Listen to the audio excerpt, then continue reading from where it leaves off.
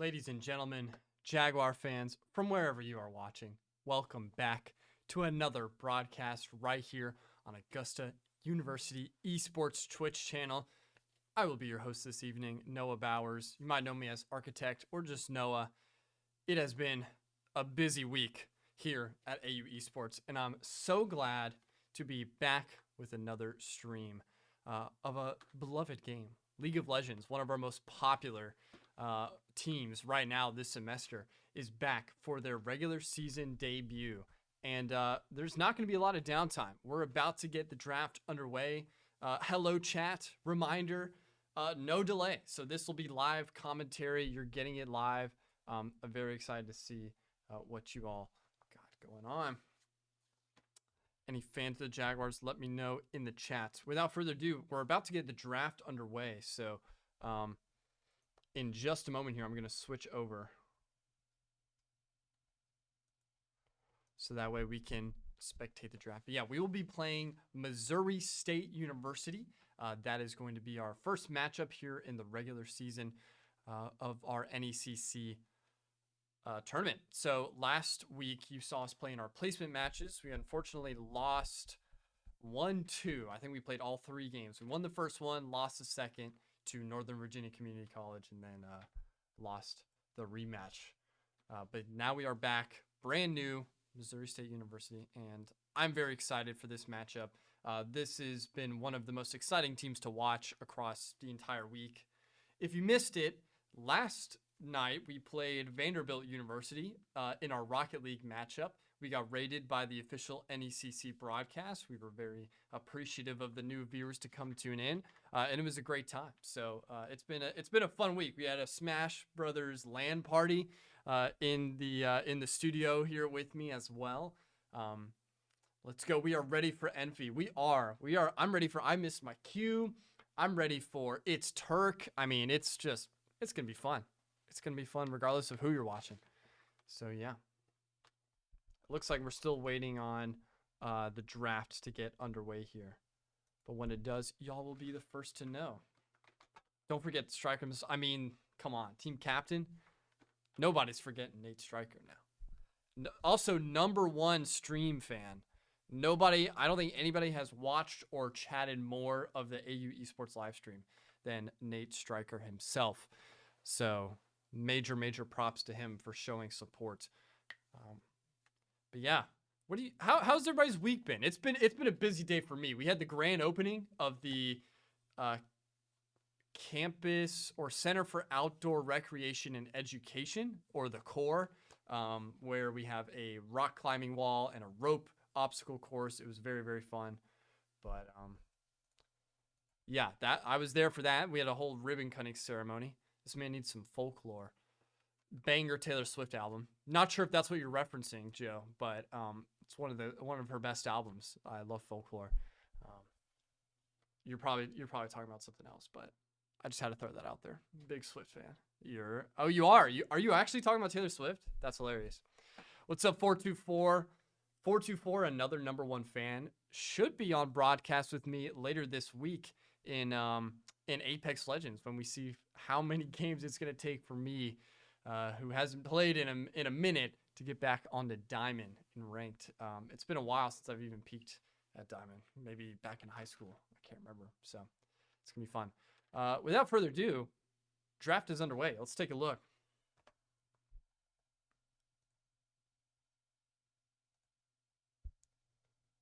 All right. We'll go into full screen for you here as we take a look at the draft. This is Fearless Draft, so it might be a little more difficult to see. But that's what Missouri State wanted to use.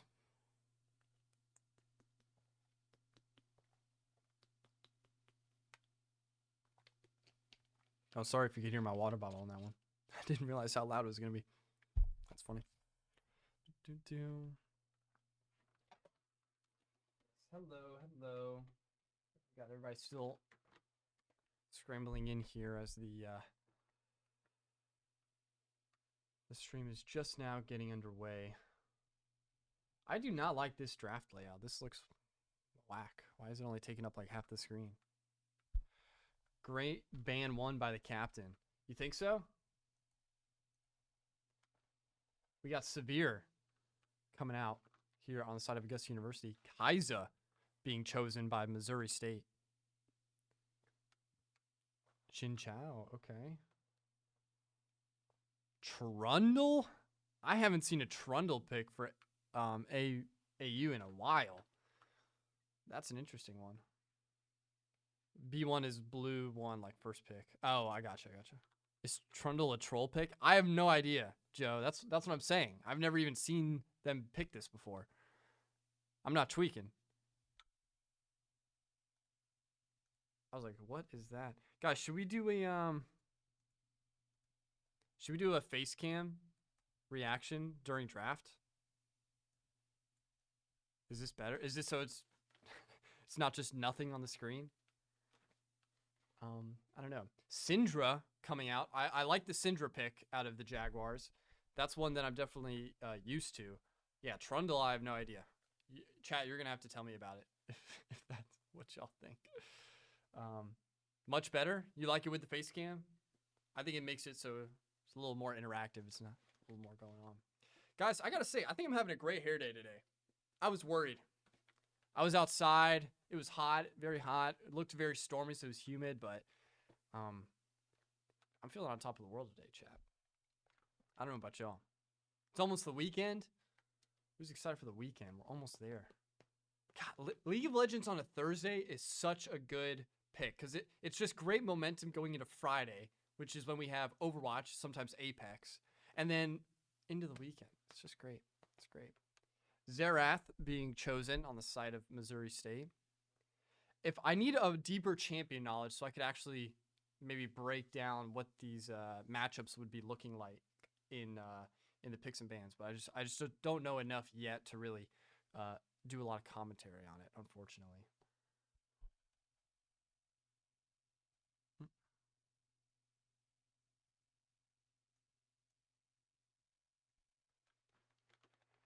All right, Red is picking.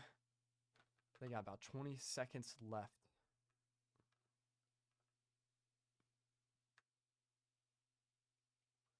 Looks like we're not going to see Victor here in this first map. I love Nate's Victor. That's one of my favorite champions to watch. Is that a Seraphine?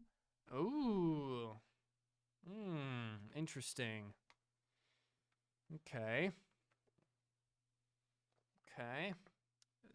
I don't like playing against Seraphine. So that'll be interesting. Yeah, Yucky. Yeah, I'm not really vibing with MSU on that one. After that, Karma. Chat, what do we think about Karma pick?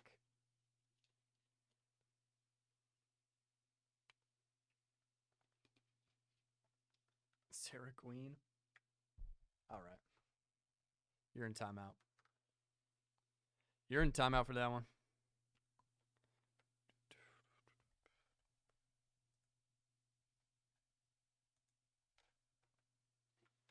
All right, just making sure I wasn't missing any communications there, but we're not. Is that an Ornn? Ooh. I love an Ornn pick out of Augusta. One of my favorite champions in the meta that they like to run.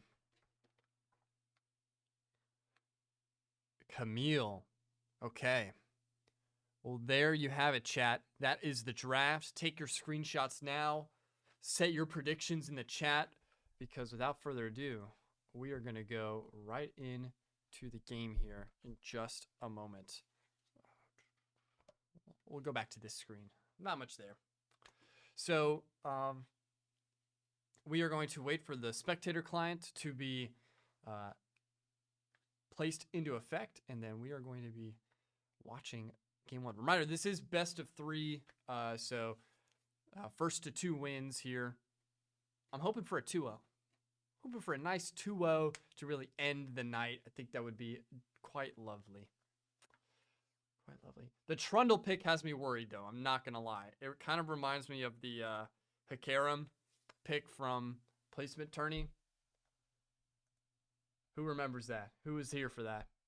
That was atrocious. That was versus Northern Virginia. It was not good. It was not good. But Who was it? Eclipse. Eclipse was just like, nah, I gotta have it. They didn't ban it. I gotta have it. And that's what happens. That's what happens.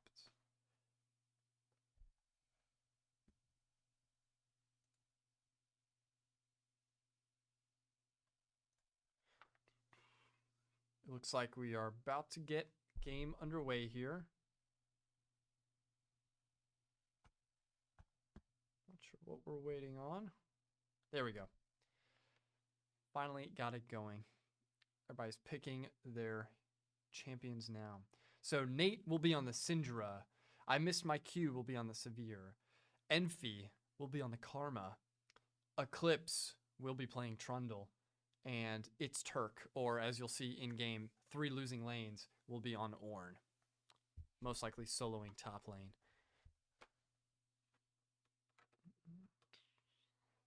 Guys, I'm excited.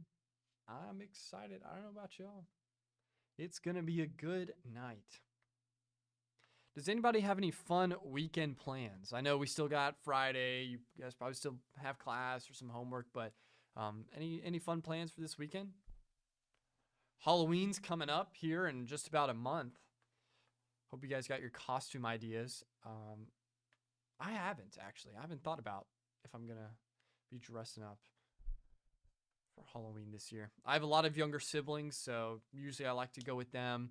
You know, go trick-or-treating still. Nice to have younger siblings as an excuse to go do that. But let me know in the chat if you guys have any fun fall plans that are going to be coming up.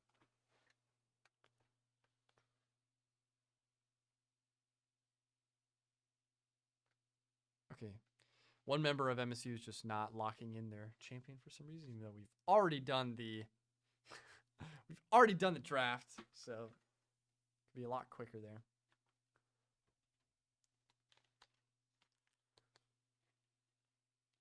Headsets going on, ladies and gentlemen.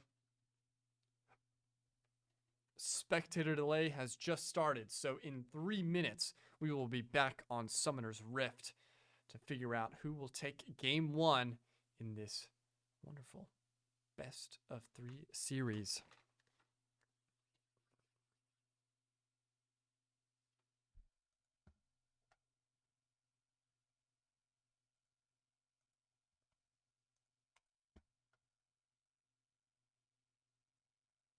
Okay.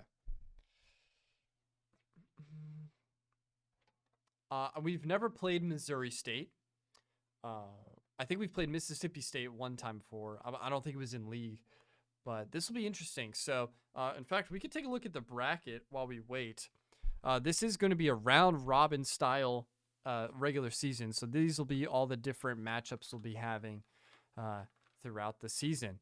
So we'll be playing, as you see, this week Missouri State. Next week we'll be playing the Thunderbirds. And then the week after that, we will be playing the University of Tennessee. Wow. UT Knoxville. Any volunteers in the chat? I'm actually a big Volunteer fan. I grew up watching Tennessee, so that's going to be an interesting one to commentate for me. Other people in our group here: Vanderbilt, Georgia Tech, University of Michigan, University of Florida. So we got a couple familiar faces and a couple new ones now that we're part of the new NECC league. I think I can zoom out on this. Let's see.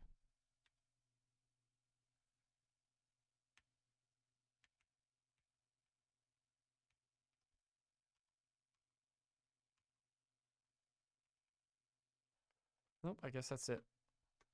All right, just making sure I'm showing you the whole bracket. Let's take a look at the rosters. We can take a look. These are your wonderful profile pictures for our Varsity League of Legends roster. What an eclectic bunch, wouldn't you say, chat? Let's take a look at the other team. What are they rocking? Oops, all moisture packets. And he actually has that meme name as his meme profile picture. Big Rob, the Lone Weaver, probably Goomba. Oh, that's a cute little like fan art for Goomba. I like that.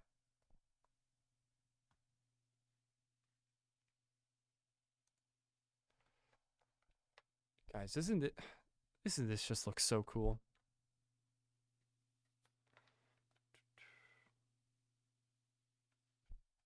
What's up next? Oh, that's us up next.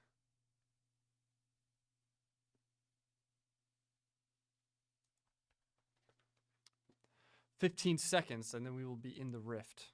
Oh my gosh, Kennesaw State Premier 4-0'd in Rocket League. Give us Emphy. I'm trying, chat. I have to wait for competitive integrity. We're so close. Just hold on. All right, here we go.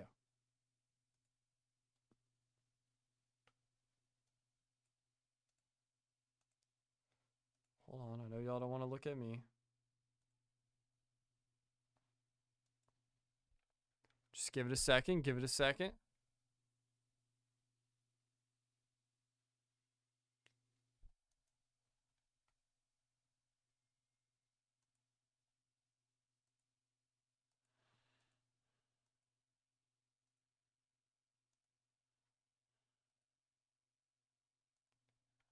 There we go.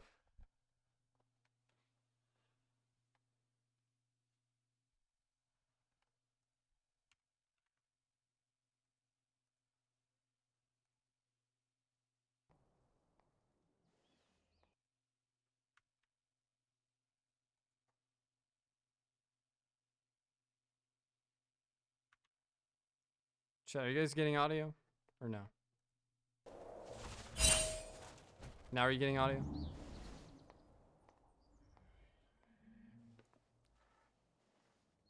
Alright, y'all should be getting game audio. Minions have spawned. Turn that down a little bit.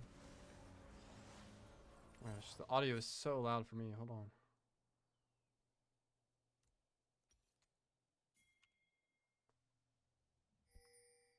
All right.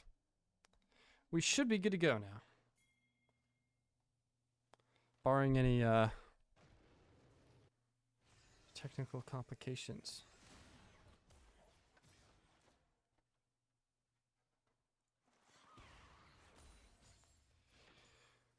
Why do we have Nate on the Syndra here in the mid lane?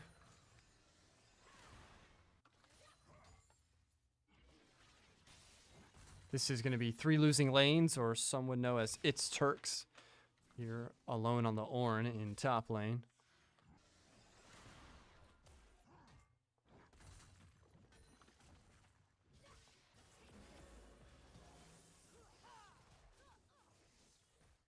Does the game audio need to be higher, chat? Or does this sound okay? Because I can make it a little louder.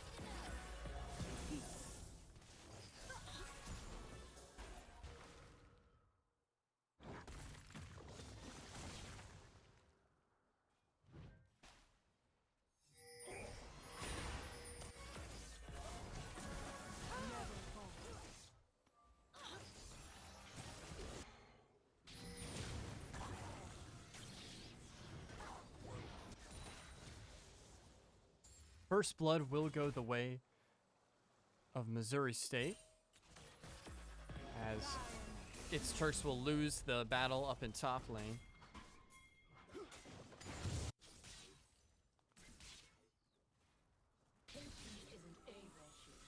But not necessarily a backbreaker loss. It's still very much early game here.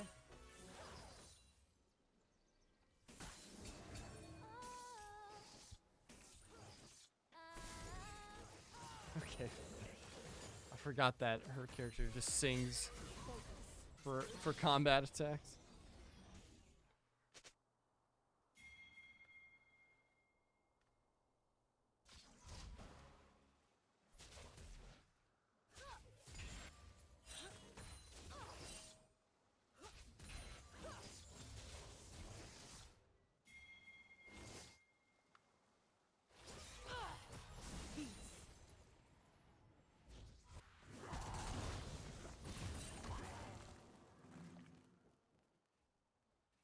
So we have I Missed My Cue and Envy down in the bottom lane as well.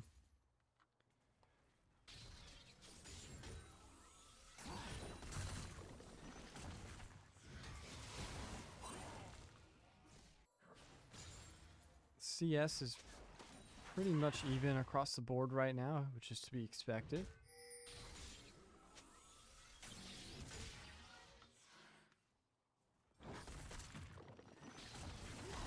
Ooh, nice airborne there from Ornn. It's great damage coming in from both sides there. I thought he had a good opportunity to maybe initiate the rest of that fight, but decides to back up just a little bit. Eclipse on a great flank here in mid lane, but it's going to be turn into a 3v2 quickly, and Nate's going to go down. Retreating back to tower. It's Turks has an opportunity to make a defensive stand there in the top lane. But this mid lane, they're getting a ton of pressure on right now, as the gank from Eclipse just wasn't enough to really get a kill out of it.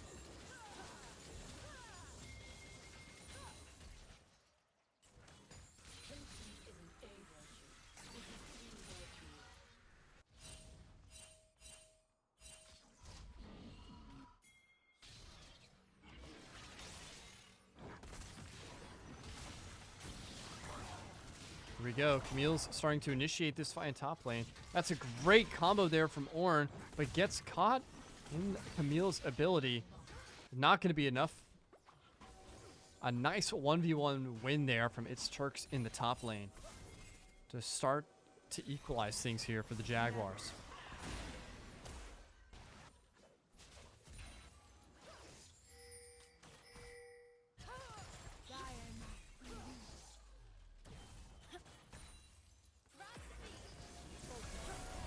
Here we go.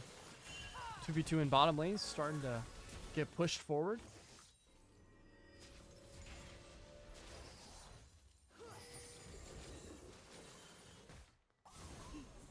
AU's Carmen Severe are able to make some great progress on that tower before finally falling back.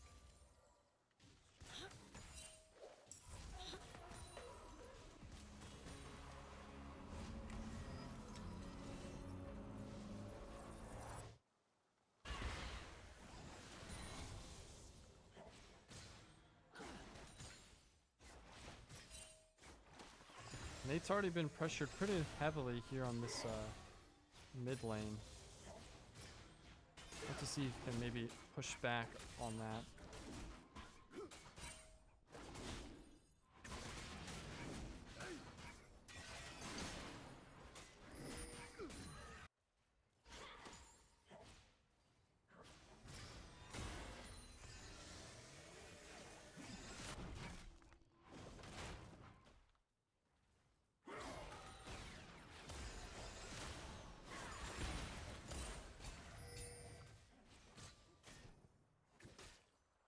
Looks like we could have a fight popping up here in the mid lane as 3 or 4 members of both teams are starting to intersect here. Void Grubs will spawn as well.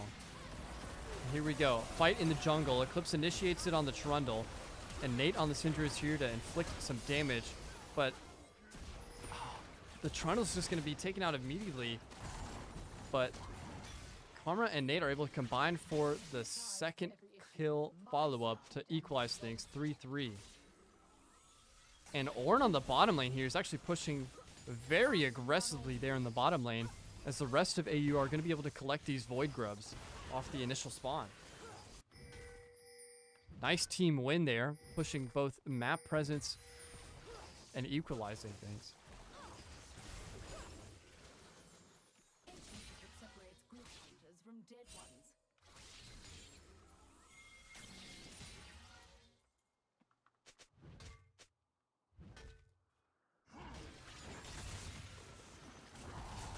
Void Grubs finally go the way of the Jaguars.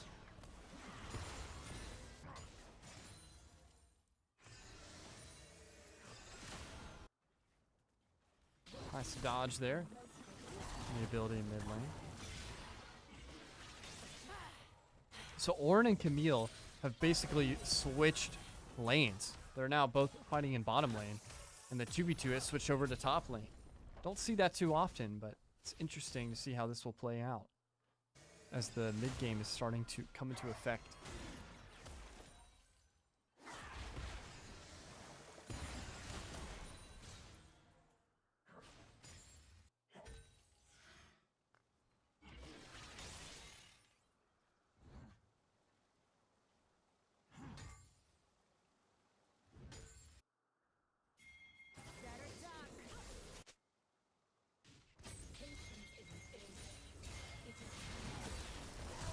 Very aggressive push there from 3 losing lanes. Was able to stay alive. Might be trying to bait Camille out for another 1v1 engagement here.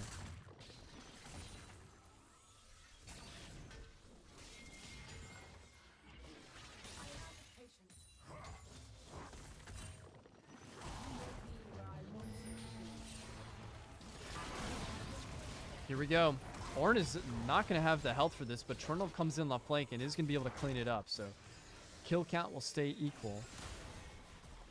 You would have preferred Ornn stay alive there at the bottom turret, but they're still going to be able to get some presence on it and deal some damage.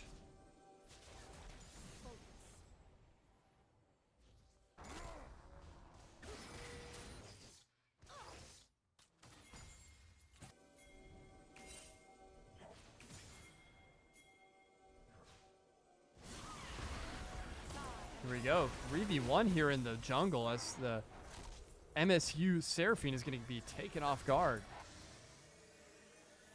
No one was expecting that one. Xerath there in mid lane is going to try and retaliate, but instead, Augusta University is going to start to get this first dragon spawn.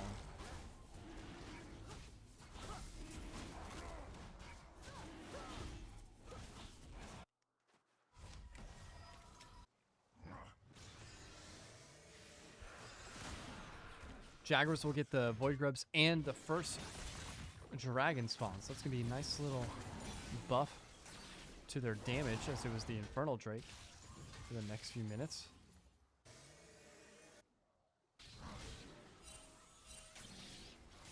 And 3 losing lanes has just been playing so confident right now with this Ornn. Doesn't matter which lane he's on. He's not afraid to take this fight straight to their face.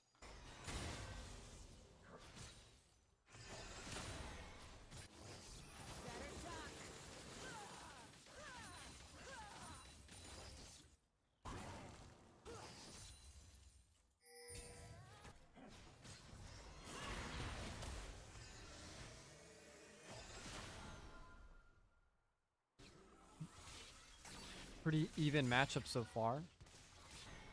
Not too many big swing plays for either team.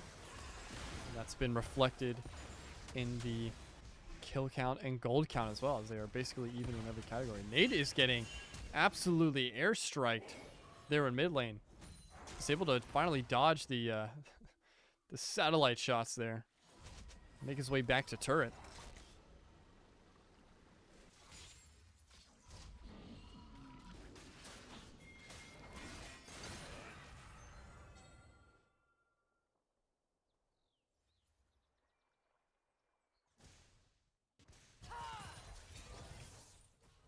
Here we go. 3 members of MSU starting to pile up here in mid lane. They might want to push this.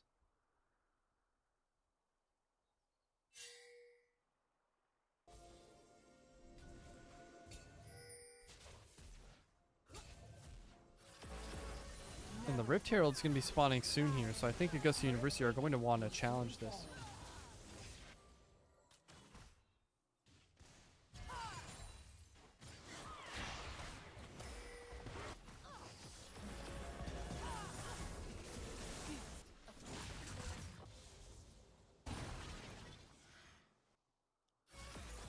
2v2 about to be started here in the mid lane, as both teams are just testing the waters.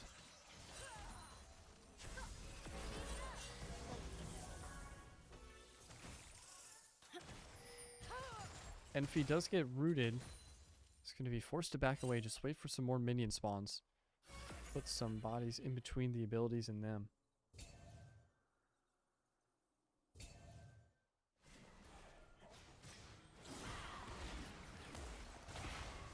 Oh, huge damage from Nate on the Syndra there in the top lane. He's just so aggressive with his mage care champions. Eclipse with the flank onto Jin Chao on the Trundle. A lot of damage coming in. Karma comes in to help as well. Jin Chao is going to be forced to back away and retreat towards turret, as all 4 members of the Jaguars, except for Ornn in bottom lane, are there in that top jungle.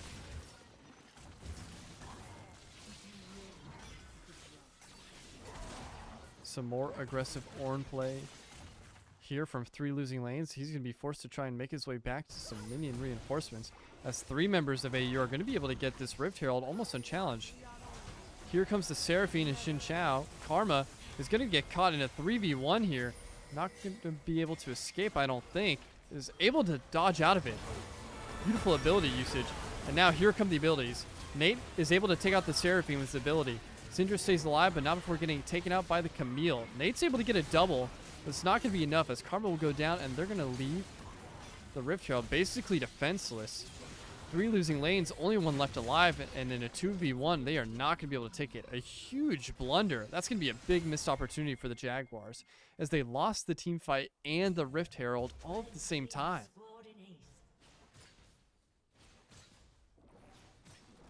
Ace coming into effect for MSU as well, and they're going to be able to just... They're immediately going to invest this Rift Herald to go ahead and take out the turret here at this top lane.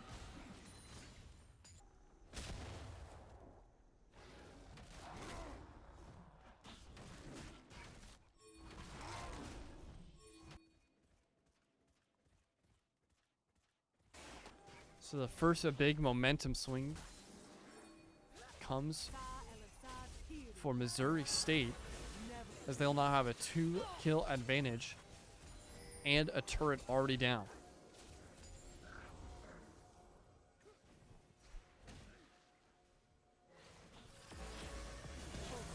Ooh, big ability. Karma just got absolutely comboed there. There was pretty much nothing Envy could do there, as they were not able to dodge the initial wave. And now that is going to be all 5 members taking out this dragon and getting the Hextech boost.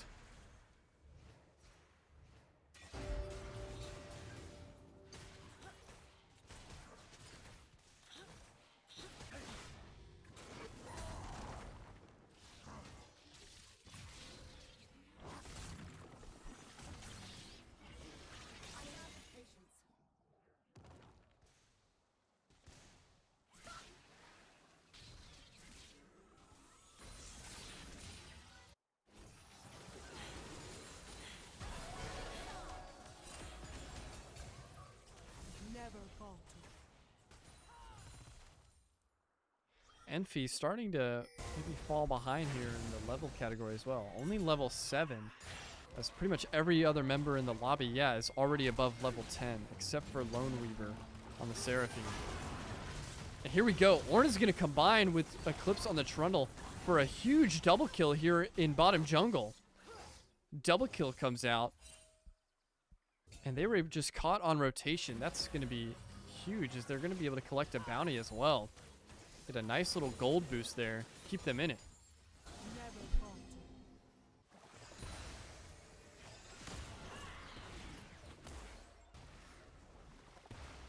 Do you just want the scoreboard up the whole time, or do you want me to hide it periodically?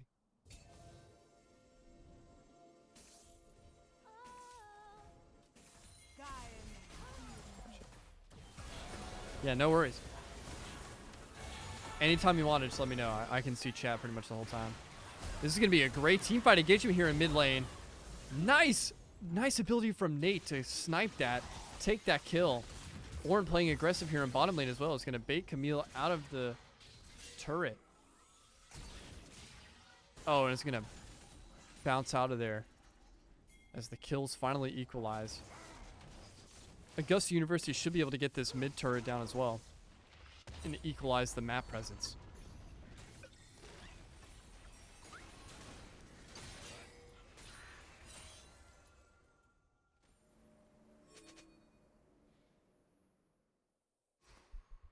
As you see by the pings, the Otacon is going to be spawning in less than a minute.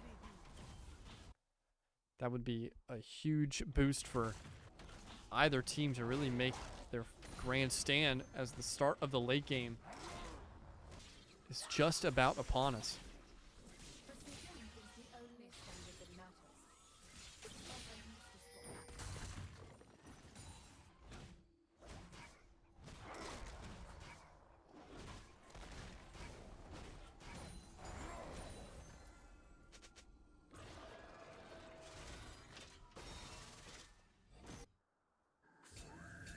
Otacon will be in the top lane here. So now a decision has to be made. Do the Jaguars want to challenge this?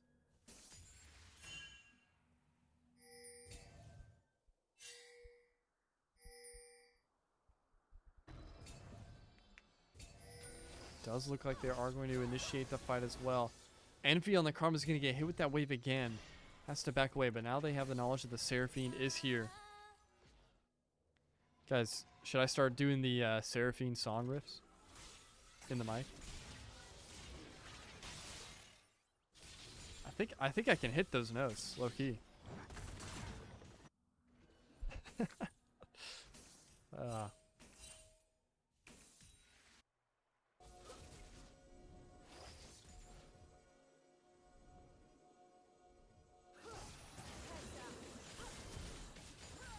Neither university has fully initiated the Otacon fight just yet.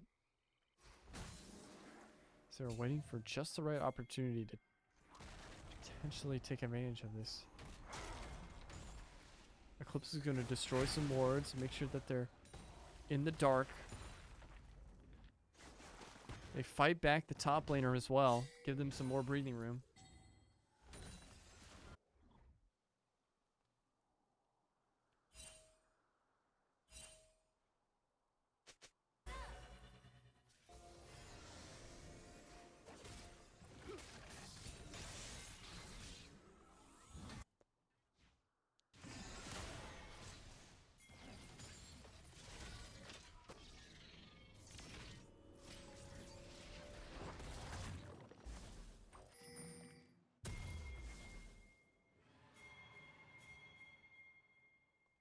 Next dragon has spawned as well.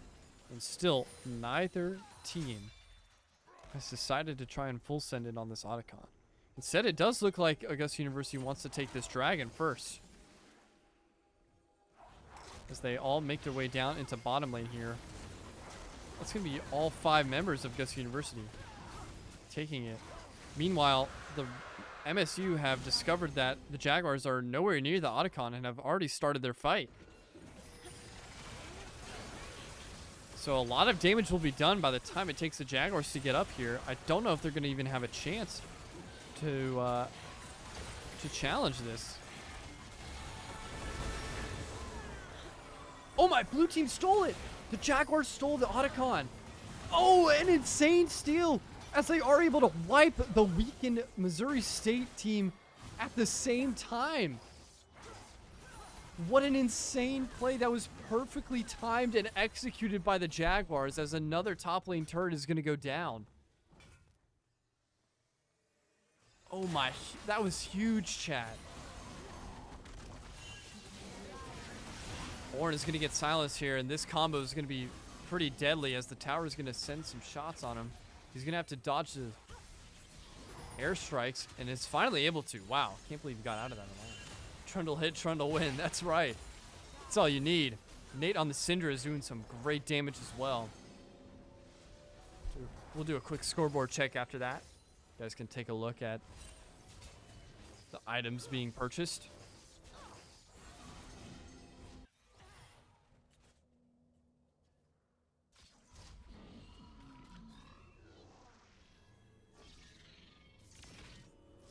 Wait, why is there a sci-fi skin in this game?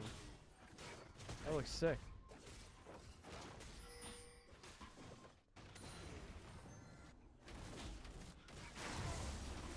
Chat, is the Trundle troll pick working?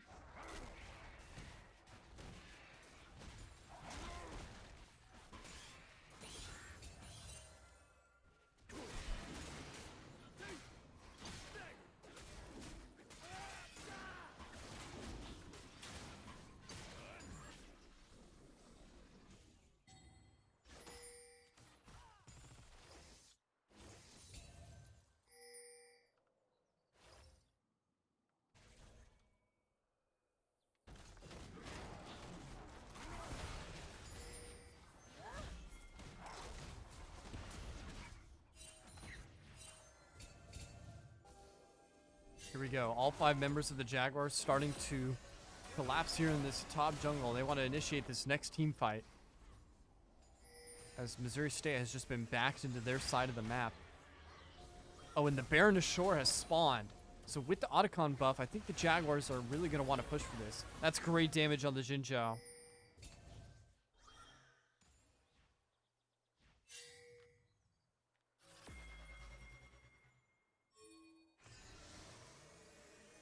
Missouri State is just forced to play this so conservative.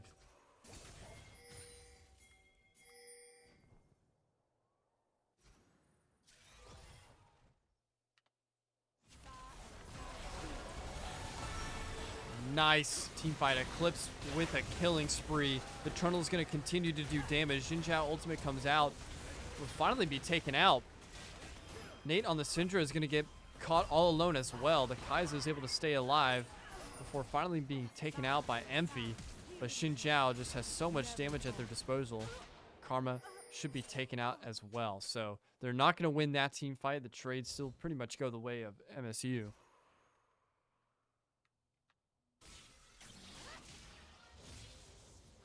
That allows them to stabilize for a little bit longer as they stave off the latest offensive push from the Jaguars.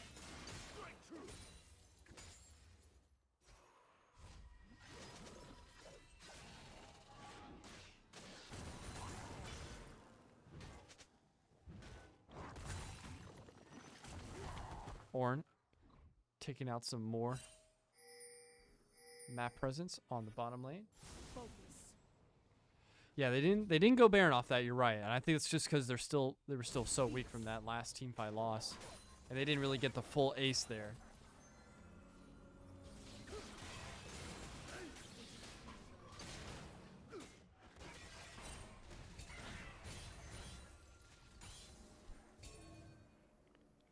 Man, Eclipse has made Trundle's attack speed just so fast.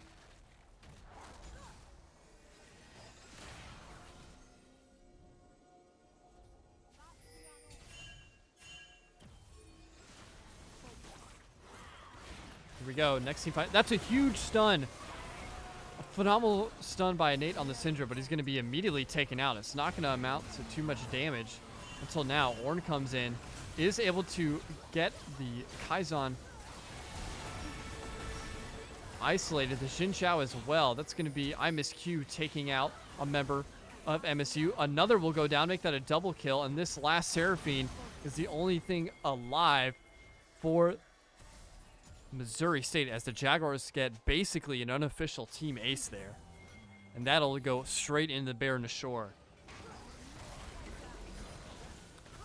And this might be the final push. This is going to be a huge buff. We're going to be able to get a lot of items off of this as well. Ornn in mid lane, making sure that the last member of MSU isn't going to be able to take him out. Oh, wow. That's great airstrikes from the Xerath.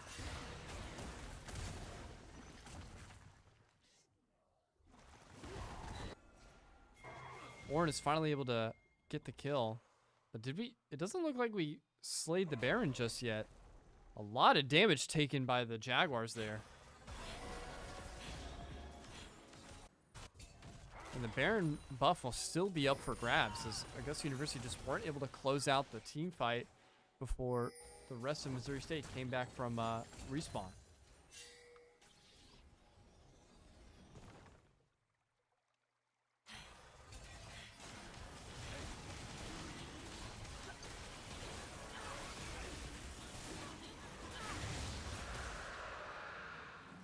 Missouri State Bears are going to be able to take the next dragon as well. It's still a 5-kill and about 5,000 gold lead here for Augusta University.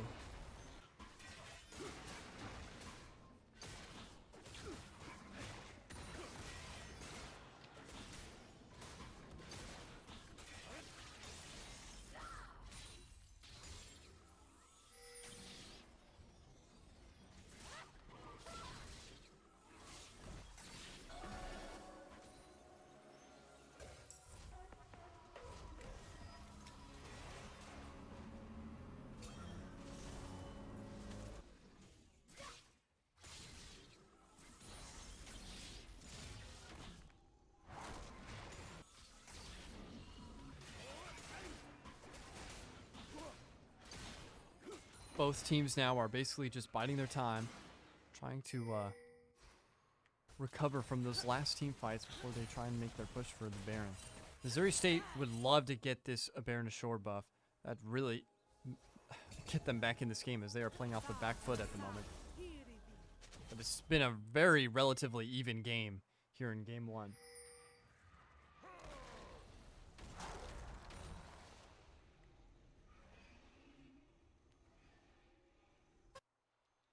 Looks like the Jaguars are looking for the members of Missouri State before they start this next fight.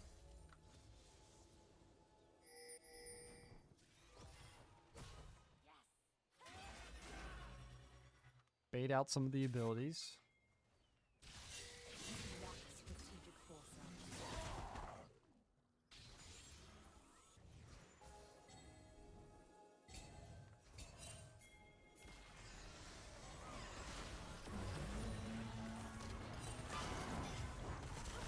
Nice airborne there from Orin, and Rob is going to be slain by MP on the Karma. Team fight comes in now. Nate Striker is going to go down first, unfortunately, but Eclipse on the Trundle is going to just do so much damage. A double kill coming out for MP on the Karma as well. But MSU responds with their own double kill by the Camille. Orin is able to tank a lot of this damage, and Trundle will be able to take out the rest. Basically a team ace for the Jaguars, as now they will try and finally take this Baron buff. They're going to take this with only 3 members. This could be risky again.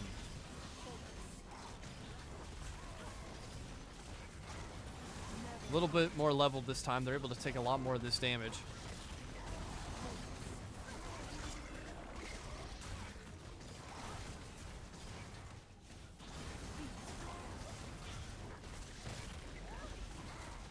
And yeah, Missouri State's not even going to be able to get close. No way! Oh, he stole it! There's no way.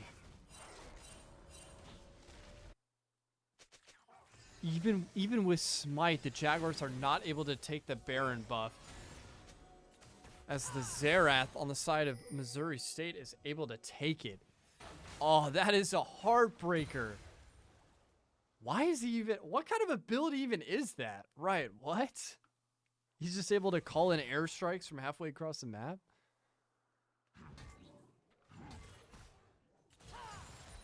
That's his ult? Oh my goodness. You've got to be kidding me, chat.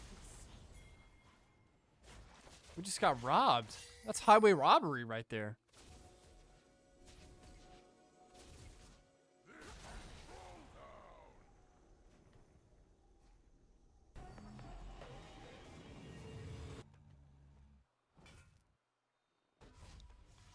Well, the back and forth tug of war will continue here in game one.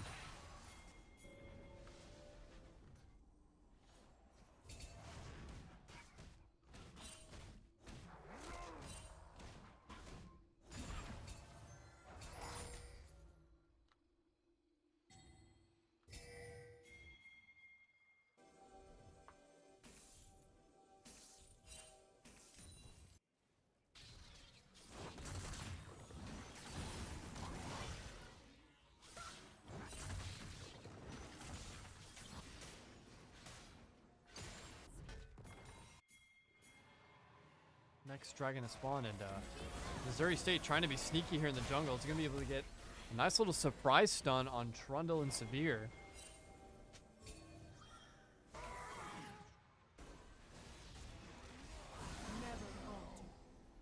Augusta wants to challenge this dragon. Looks like another ult coming in from the Xerath.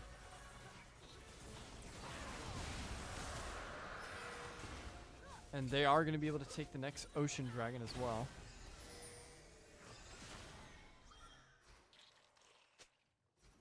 So Missouri State on a roll right now with the objectives.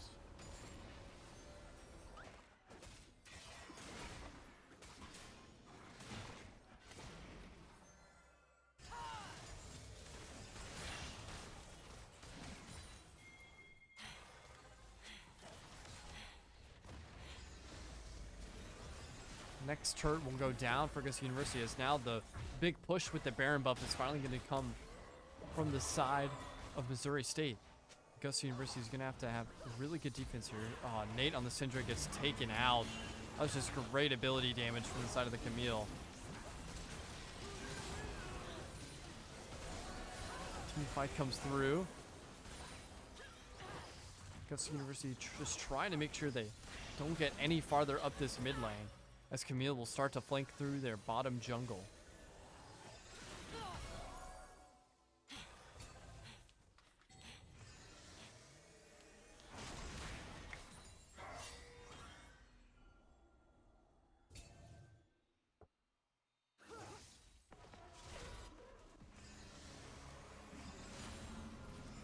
That slows down the push, and we are approaching almost the 40-minute mark here in game 1.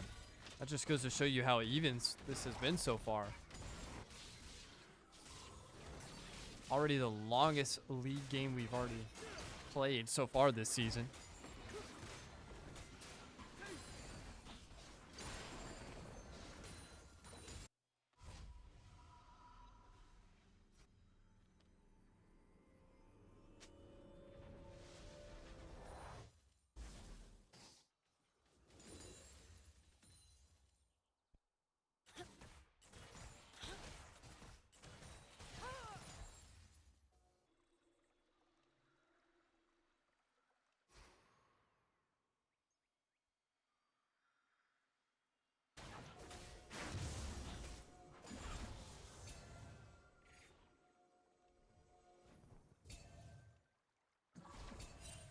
Yeah, I just can't believe they stole that Baron buff. We would have been able to do so much with it. But finally we get the next team fight engagement here in the bottom jungle. Nice engage there from the Ornn. Sends the Kai'Sa airborne. They are able to retreat out of it. They're going to go all the way back up their mid lane. So Augusta University is content with pretty much staying on the defensive here. They have a decent gold lead, a little over 2,000, and are winning the kill battle. They just haven't been able to get those big momentum swings as consistently so far this game.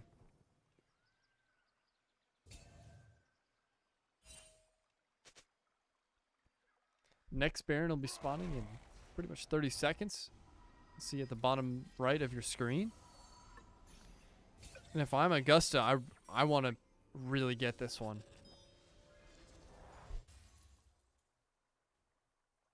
Another sweep into the Baron buff is absolutely critical.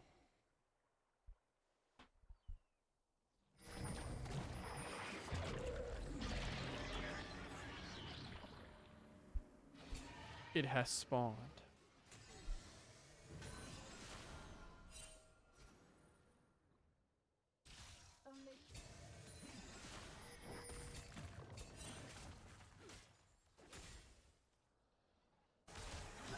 Yeah, the team fight engagements so far just have not been as efficient as we're used to seeing. Even when we get the first move, we've been kind of still caught off the back foot.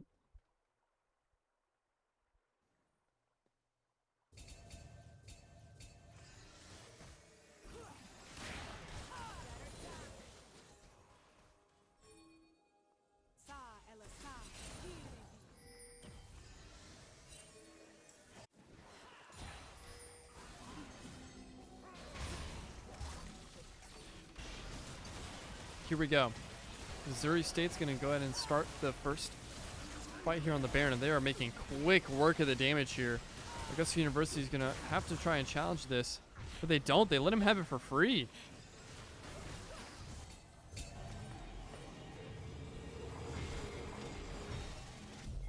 Augusta University instead says, we'll go ahead and take the next dragon buff, as Ornn takes out another turret there in bottom lane.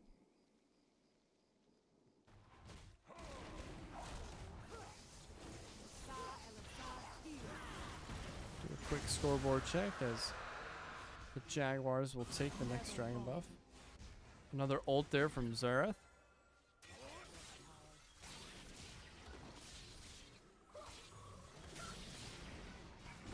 behind live? I don't think I am.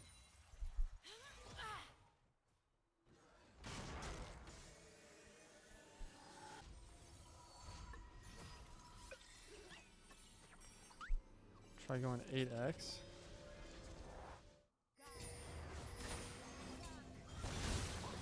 Whoa! Oh my gosh, I missed stuff.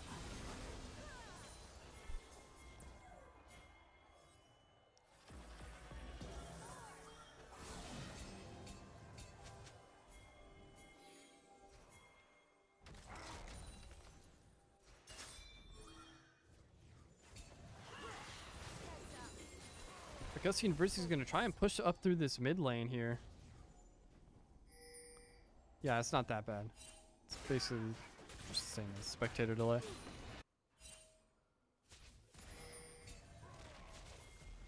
We've made steady progress here on this mid lane, even without getting the Baron buff. Here we go. Trundle's going to get absolutely comboed here in mid lane alone. A lot of damage coming out. Missouri State's going to be on the defensive here, as we are just now passing the 42-minute mark.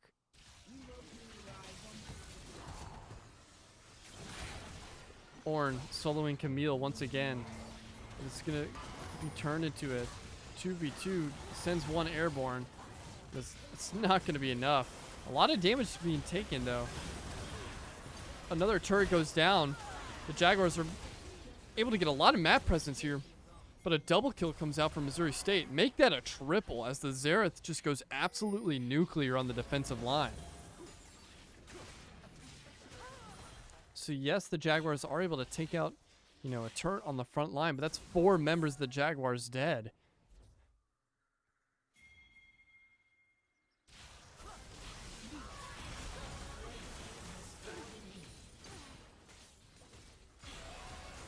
Ace comes into effect as well, and that might be the dagger. Yeah, that might be GG. I don't know how that team fight got so out of hand. Turrets go down, and there's pretty much only 2 towers left. Crystal comes out, and not a single member of AU will even come outside of the respawn screen, as this will be a GG's for game 1.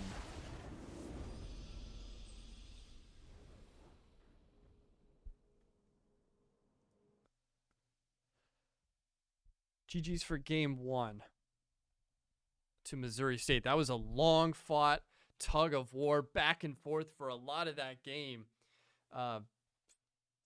MVP is probably going to go to the Xerath there on the side of the Missouri State. Hit almost 43,000 damage. Nobody else was even past 36,000. So, yeah. He was going crazy. I mean, that Baron steal, that last ultimate there in that team fight on their front line.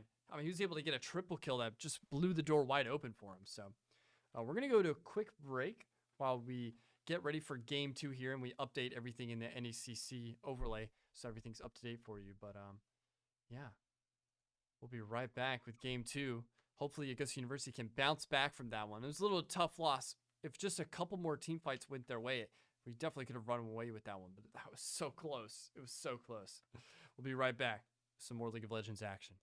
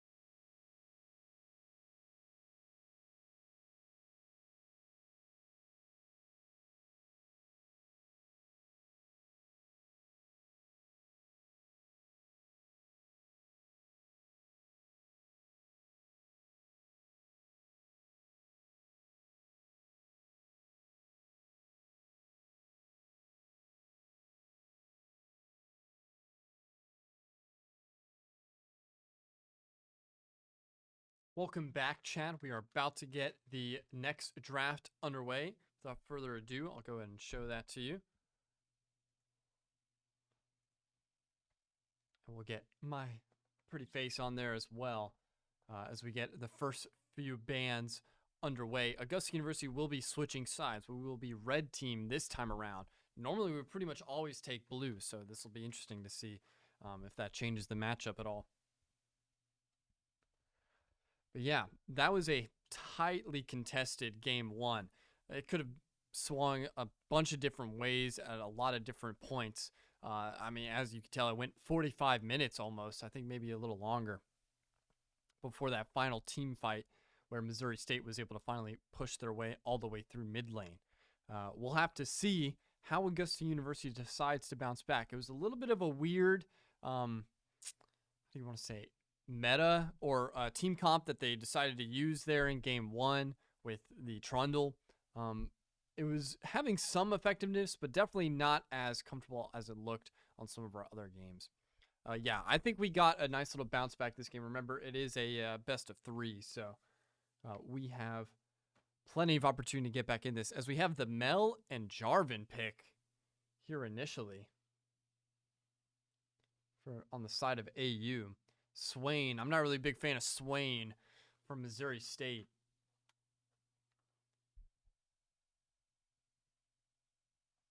Volibear and Ziggs. Got a weird lineup here.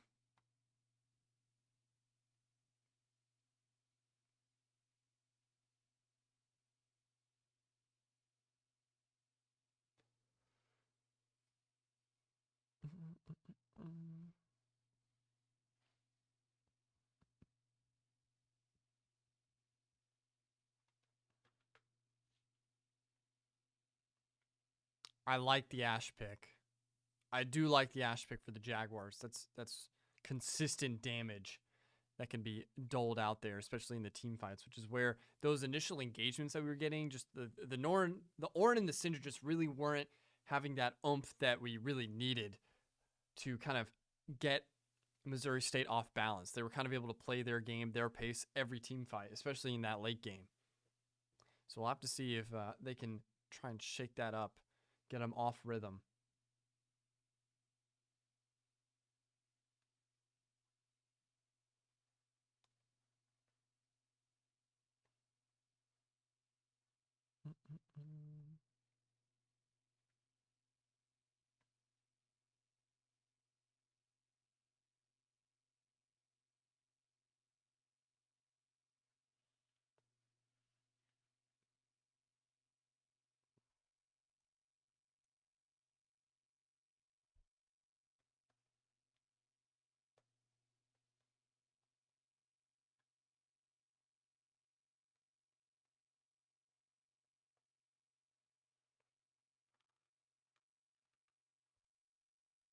Cho'Gath. They took their time on that one. They took their time on finally deciding on Cho'Gath. Banning Braum and Rel. Yeah. Yeah, I noticed that as well. On the side of Missouri State. Whew. They don't like making it easy for us, huh? Don't like making it easy for us. Chad, what are some fun things I can put up in the background of the stream? What are we thinking? I wonder if I can talk to the people that run Augustus. Maybe I can get like an Augustus head in there. That'd be kind of cool. There's some paw prints or something like that. I don't know. Should I spookify the setup during like the October for Halloween? Should I get like cobwebs or skeletons or something like that? That could be fun. Tristana and Nar are going to be coming out as the final picks for Missouri State as Emilio. Yes, spookify it. Okay. I got you. I'll see what's in the budget. We'll have those spooky vibes and haunting aura here in the studio shortly. All right, that is your official draft here for game two. Remember, this is a best of three, so it's do or die now for the Jaguars if they want to take this season debut win. This is the first game of the regular season. We're going to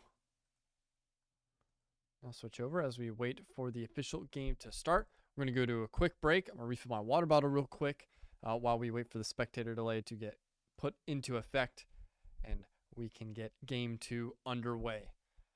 Almost there, with more League of Legends action right after this.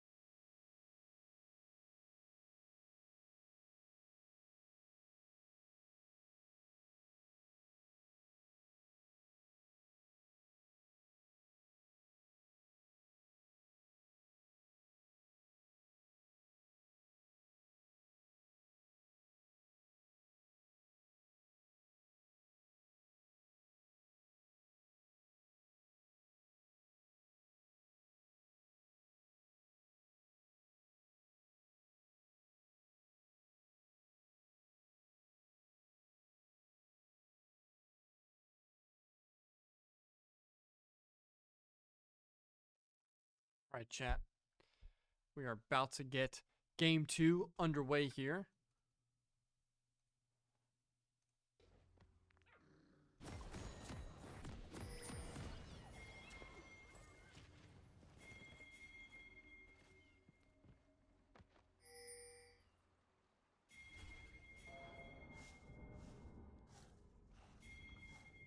Can Augusta bounce back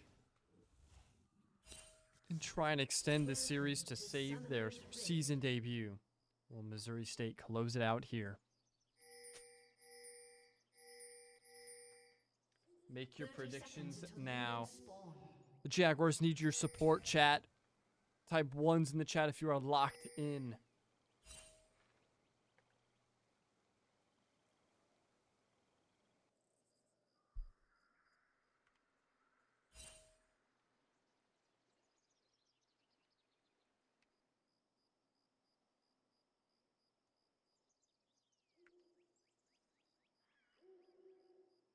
Minions have spawned.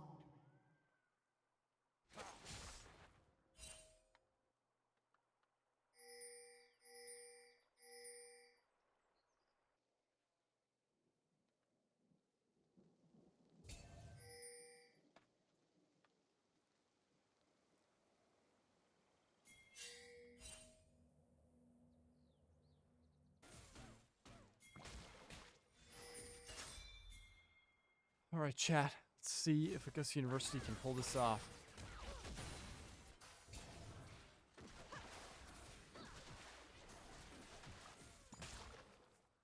Nate on the Mel.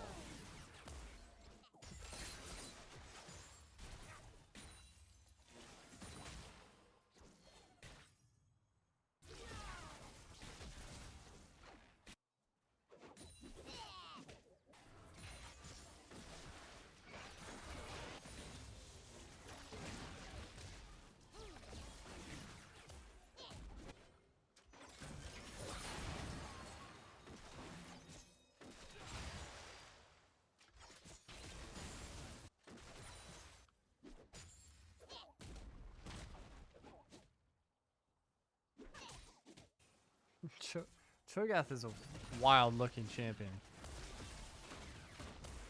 His animation is kind of goofy looking, not gonna lie.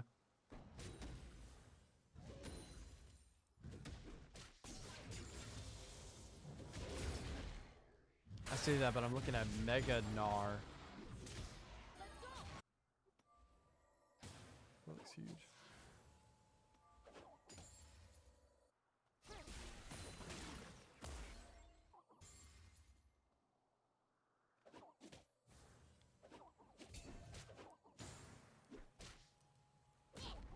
Could be a sneaky lane there from Ashe and I missed my Q and Empy down in bottom lane. We buying some Empy stocks? We must. We have to.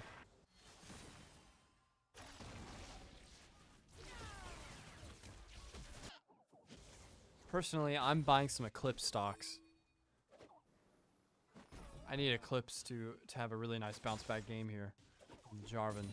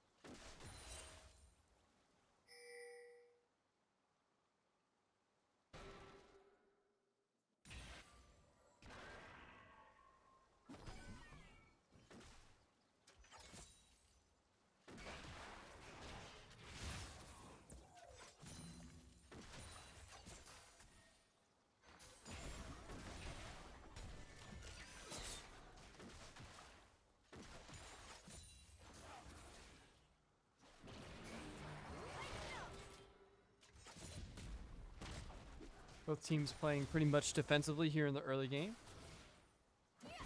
Swain bottom lane is... Yeah, it's... Well, when I saw them pick Swain in the draft, I was like, really? After doing the... what was it? Seraphine in game 1? I mean, it's just It's just annoying champions in my opinion, but what do I know? I'm still a noob at this game. First dragon has spawned as we pass the 5-minute mark. And not even a single early game kill has gone off the board so far.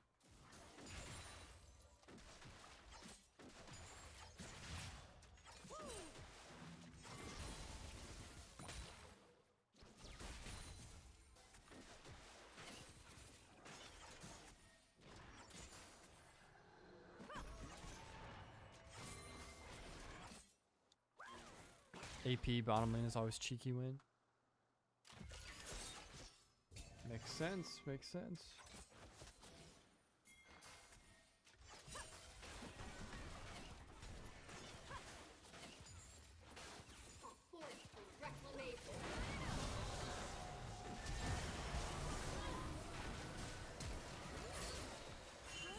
Two v 2 engagement comes out here in bottom lane. Atlo is able to get out with his life. That's great damage from Ashe, forcing them back. Minion help now as well. But Swain is going to come in for the reinforcement there. So that 3v2 comes into effect.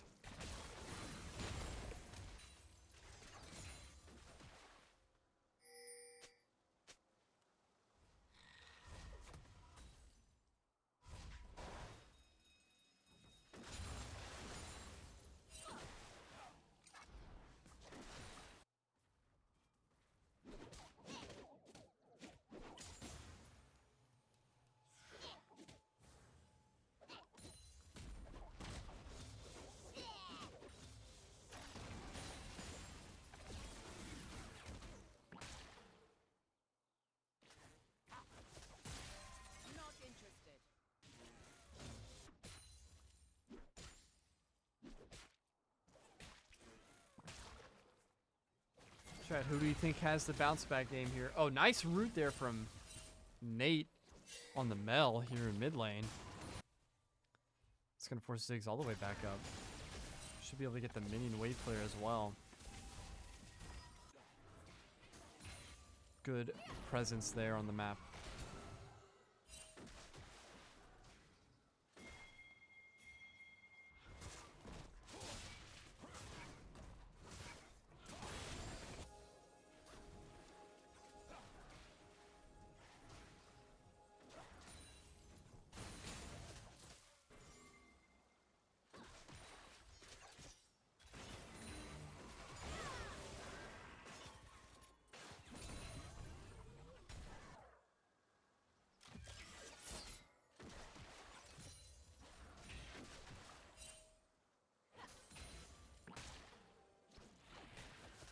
Void grubs have spawned here as well. And here we go. Jarvan on the gank here in mid lane.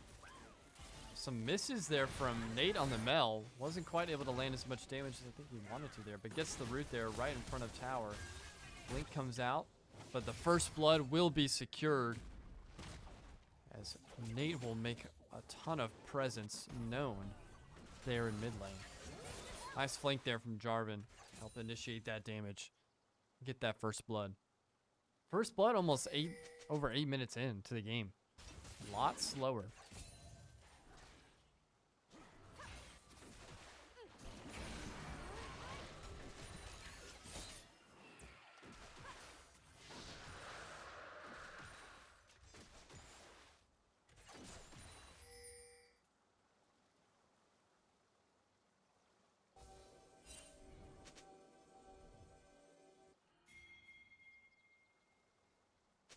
Need to get feats.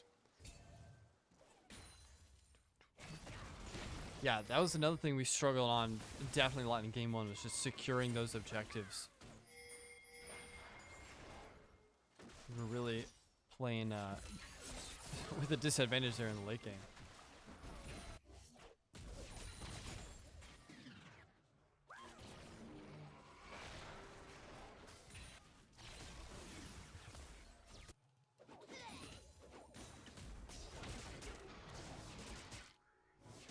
There you go. Cho'Gath getting some great damage on the Gnar there.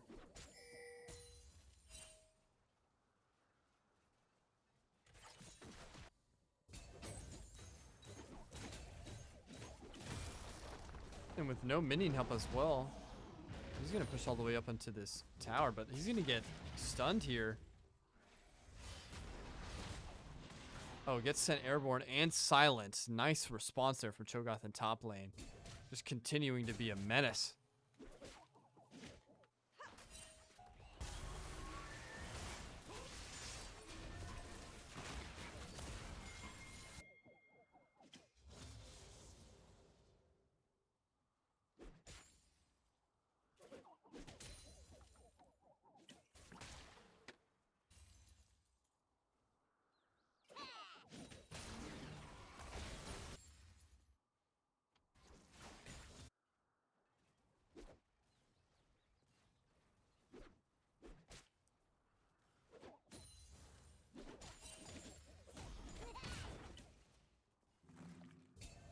Ten minutes in and only one real fight has been initiated.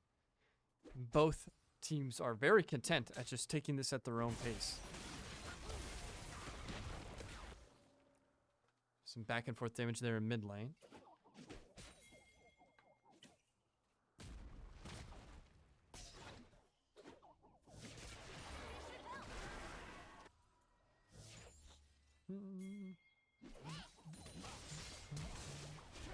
Here we go.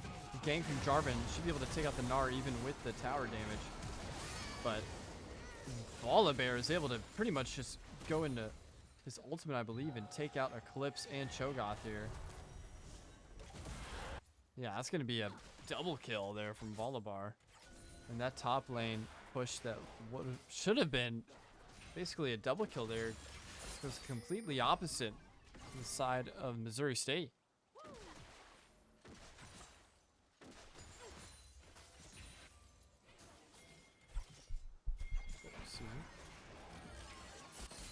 Tap the mic a little bit.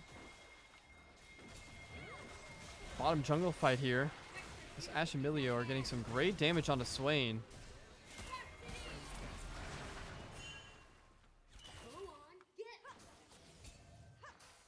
Forces them back behind their tower. Cho'Gath back from the respawn screen. Already just putting so much damage into Gnar. Being aggressive often and early.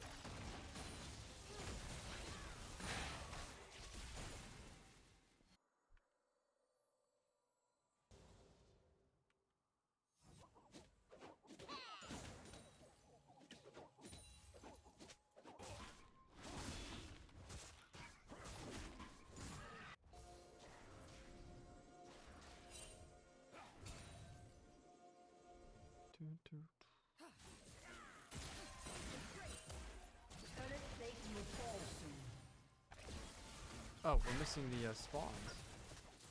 That's what I was missing.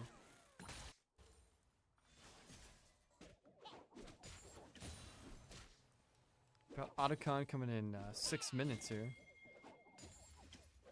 So a lot can happen in between then. Next dragon will spawn as well.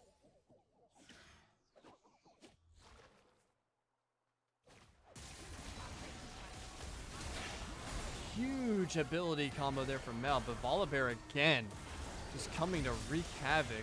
Eclipse on the Jarvan is able to get the root down. And wow, Nate stayed alive there? I thought the Mel got taken out. That is insane survivability from Nate. To give Eclipse on the Jarvan some help to take out that Volibear. And they're going to be able to get the dragon spawn from that as well.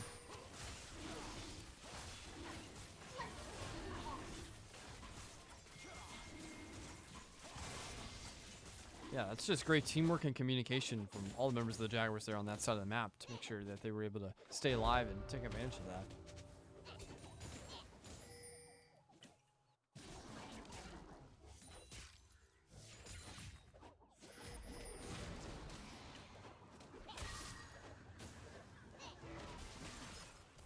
Cho'Gath has to be careful there. He's going to get weak. Have to go right behind his tower there in top lane.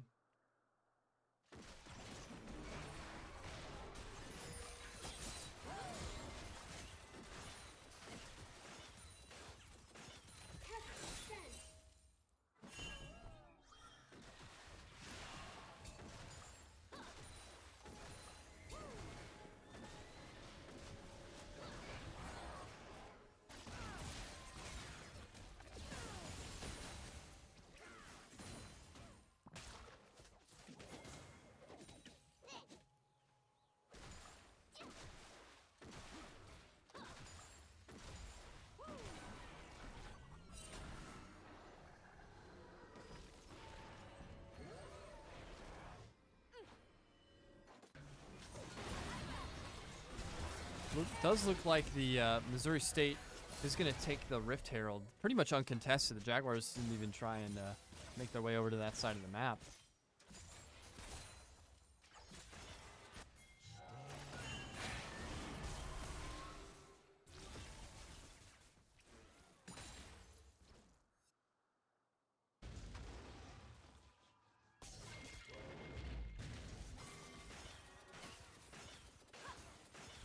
This is great bottom lane turret damage here from Ashe and Milio. We're going to bait the ability usage here from Swain. Ashe has to get out of there, but Jarvan on the flank here should be able to take out the Volibear, and will. Swain will be the next one up, and this 3v2 turns into a 3v1. Nice double kill there from the Jaguars, as that's a perfectly executed gank there in bottom lane. Oh, and I thought the Gnar had already gone down.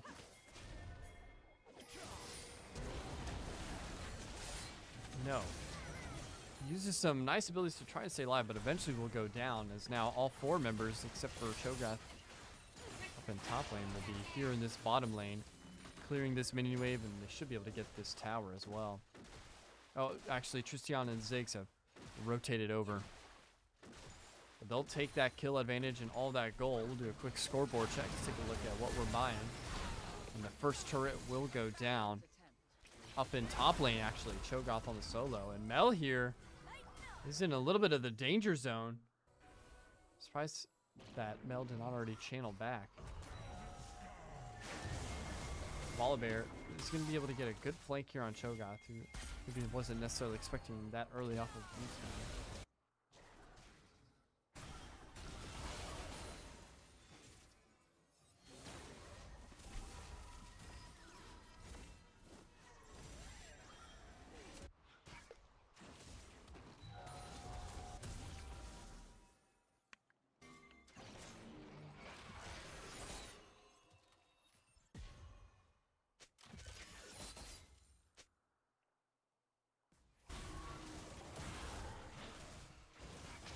Next dragon in about a minute and a half.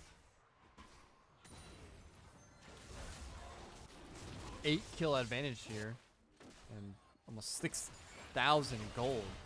So an early lead starting to build here in terms of control there for Augusta University, but no lead is safe. In fact, we finished last game with more kills than Missouri State and still lost. So we'll need to play the objectives a little bit more concretely if they want to take this game 2 win. That's off to a great start.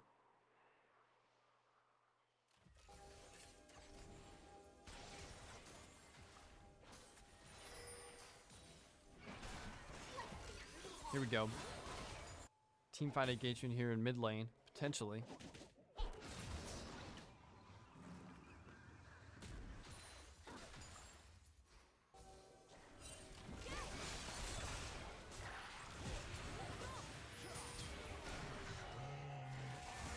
Swain is going to be targeted early here. He's able to get away from it initially, as they rotate over through the mid lane.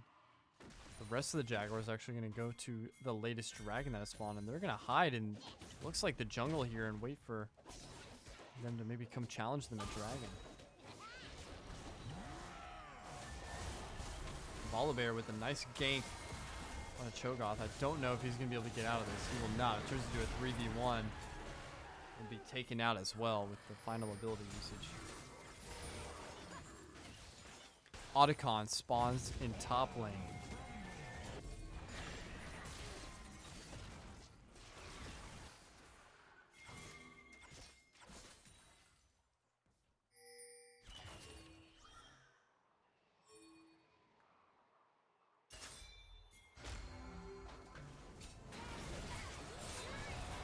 Here we go. This team fight will probably determine who will be able to take the Otacon buff here, as Milia will immediately go down. The Volibear is just absolutely wrecking house there. Double kill. And Eclipse on the Jarvan is going to be caught out as well. Clean sweep there. As 3 members of Augusta University go down, not a single member from Missouri State will even fall. They'll be able to take the Otacon without any resistance.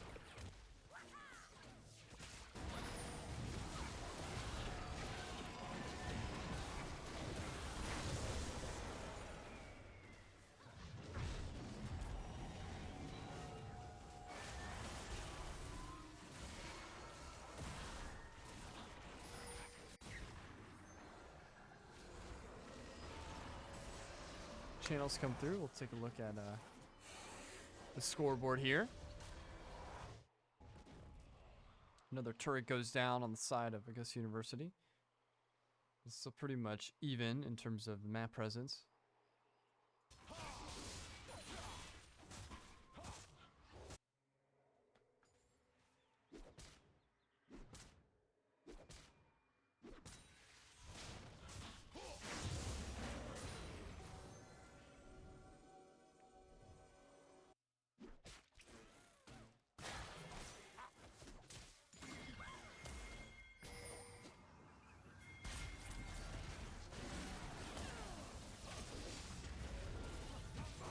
Nice damage early from Nate on the Mel.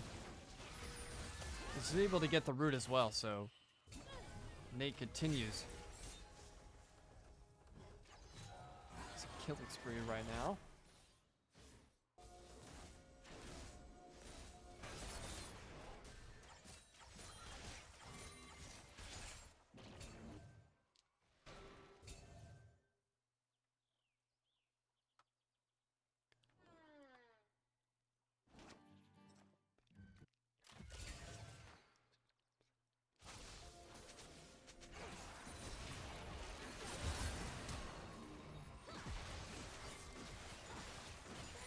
Game has slowed down yet again. We're just past the 23-minute mark here. 5-kill lead here for the Jaguars and about 4,000 gold as well. They haven't really felt all that comfortable just yet.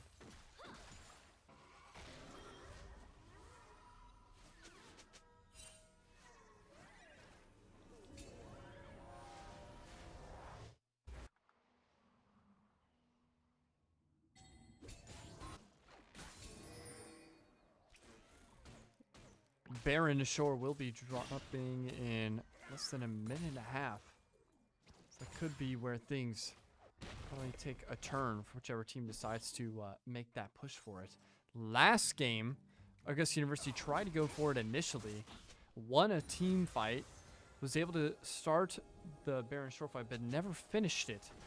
That mistake ended up being costly, as when they finally went back to go finish it, an ultimate on the side of Missouri State was able to steal it from him.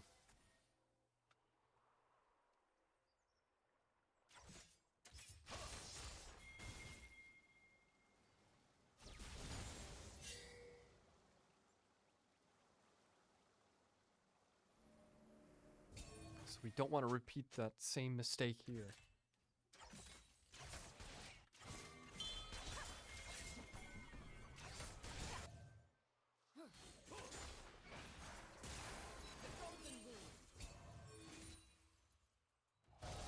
Everybody's starting to intersect here in this bottom jungle. Stun comes out on the Volibear, who has just been absolutely destroying in terms of damage output so far this game.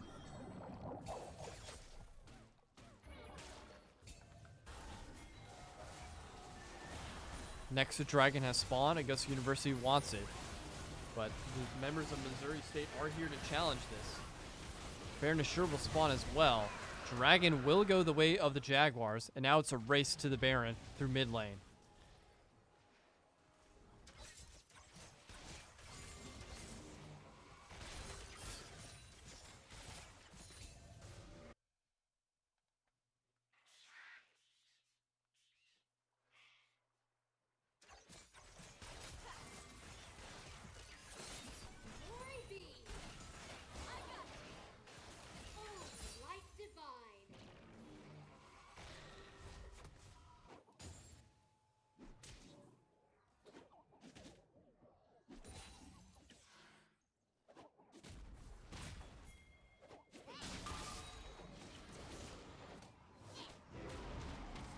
That's great damage from the Gnar. Volibear's going to come in and finish the job as Cho'Gath would be taken out there in top lane. Volibear is now on a killing spree as well. He's just been absolutely dominant so far in game 2. Wrecking almost every team fight he's been a part of. Jarvan on the flank. Oh, the Asshole doesn't connect, it looks like. Could have been a nasty combo if it did, though.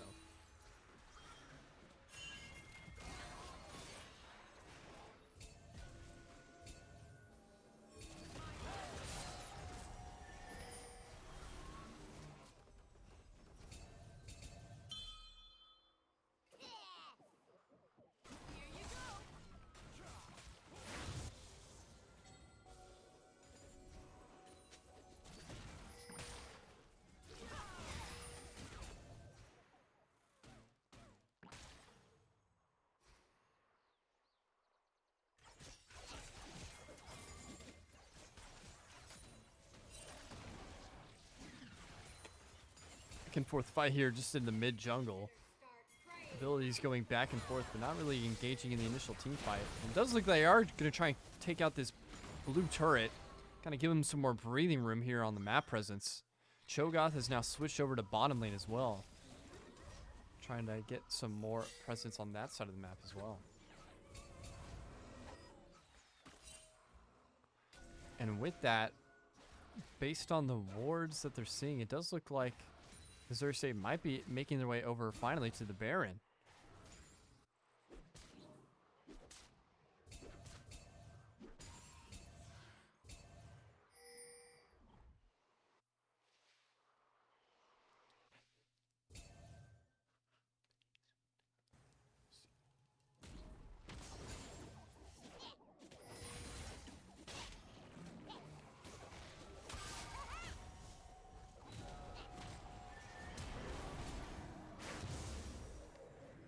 Cho'Gath caught in a 2v1 here in bottom lane.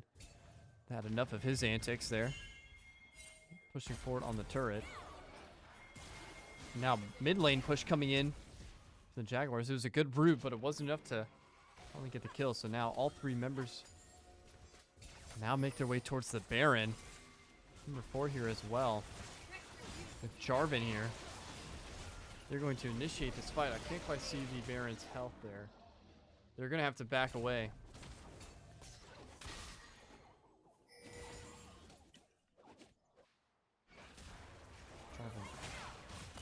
Will be spotted out here.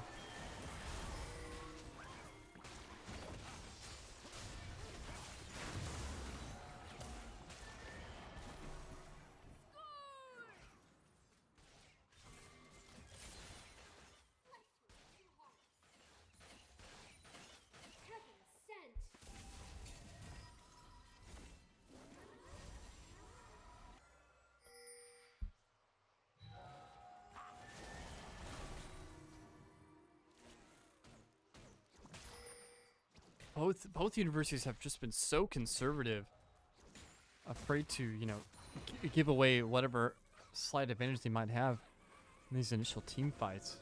Now in the 30-minute mark, and one member of the team still haven't even crossed double-digit kills. Baron has still been left untouched.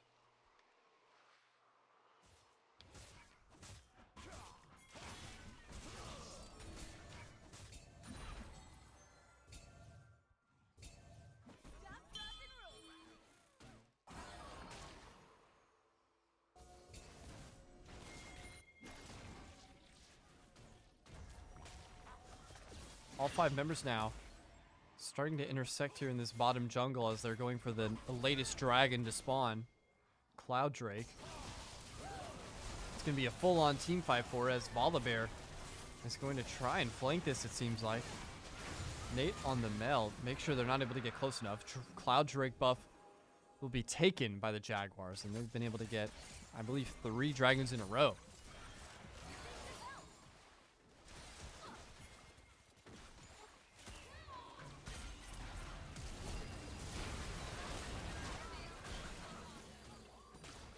Nate. I mean, what else is there to say? Yeah, what a snipe. I mean, I miss my Q. One of the newest members of the roster, might I add, has just been absolutely clinical with him this game. Airborne gets come out. Jarvan is going to try and get this Swain. The damage comes through. Oh my gosh, Nate on the Mel just provides great covering fire for that, but the Volibear is going to be so tanky. Cho'Gath finally comes in to try and stop it, and does. Meganar as well will get silenced.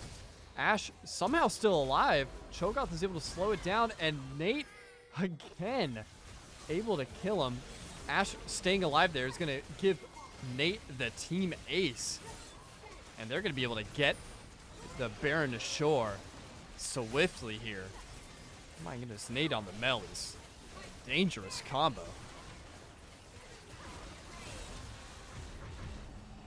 Great survivability on display there. The teamwork and communication was critical to make sure everybody was covered there. Scoreboard, you got it. Oh, I'm hovering. That's going to be an 8-kill lead and almost an 8,000 gold lead as well for the Jaguars, as 3 members of Missouri State still in the respawn screen.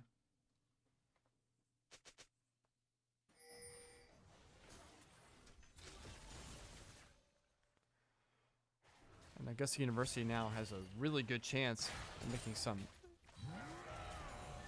great pushes down whatever lane they might want to choose.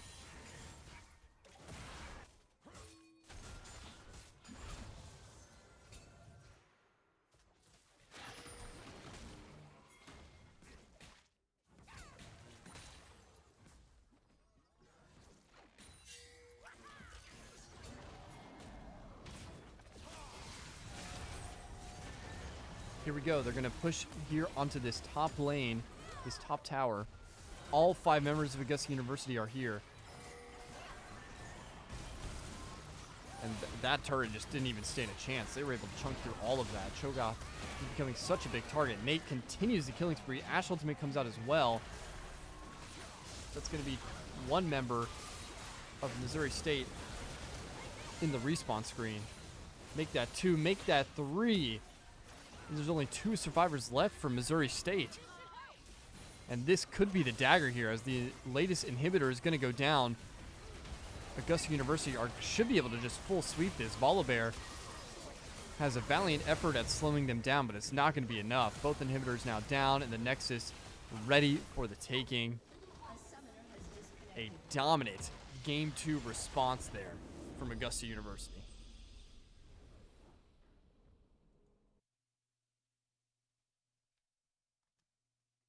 Well, well, well, chat. That was a masterclass from Nate on the Bell. I mean, there's not much more you can say about that.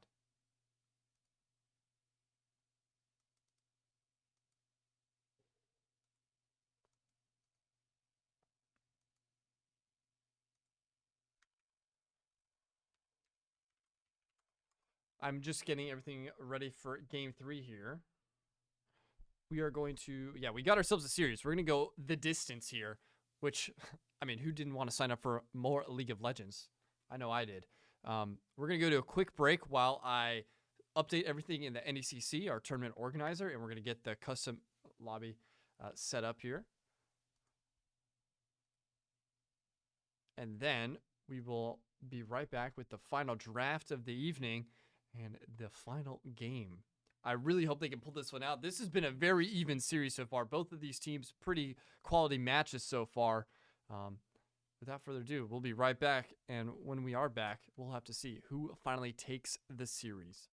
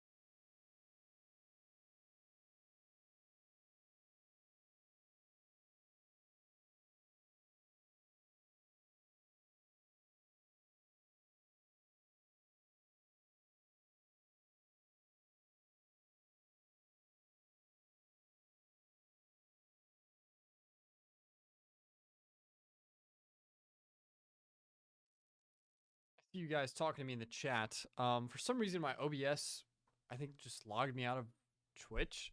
So I'm not able to type in chat right now, at least not currently. So we're still waiting for the lobby to get sorted out here. But my personal favorite champ,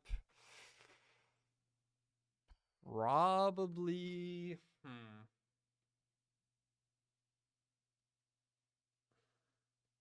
probably Jinx. Is that a crazy answer? I don't know. I'm gonna go with Jinx.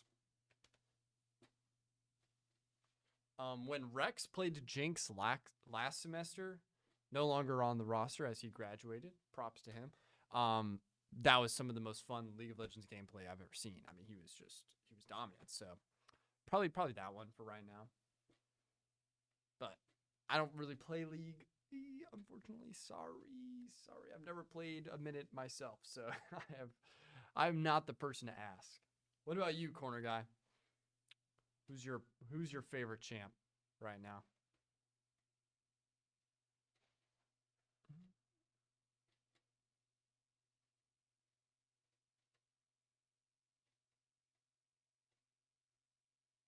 Just past the 2-hour mark, and we still got one game left. You gotta love it. Chat, I don't know if you've been seeing it on some of the other streams, but before the actual match, we've been doing some like warm-up stuff where I either play like a casual game before stream, or I do a 1v1 with like people on the team. Should I 1v1 somebody on League? Is that even possible? Can you 1v1 on League? I don't know. Or should I go into a League game with some of the team members? Like do a little quick play, see how they can carry me. Can we get you to 1v1 Nate Striker? I'll 1v1 Nate right now. Well, not right now. He's in a match. But I'll 1v1 Nate. That'd be fun. On Victor. 1v1 Victor mid lane. No minions. Can you even do that? I don't know. I don't know. But I think that would be... You can actually. Okay. Well, so... Sign me up. That's what we're doing. Bro's getting cooked. Both play Ezreal. Play against Miss Q. So y'all just want me to 1v1 everybody on the roster. We've listed like 3 people. But no, we can do that like little 30-minute before the actual game. If they haven't warmed up or anything, we could do like a little 1v1, stream it for you guys right here on the official channel and see what it looks like. I'd love to see you play Loki. That'd be fun. I don't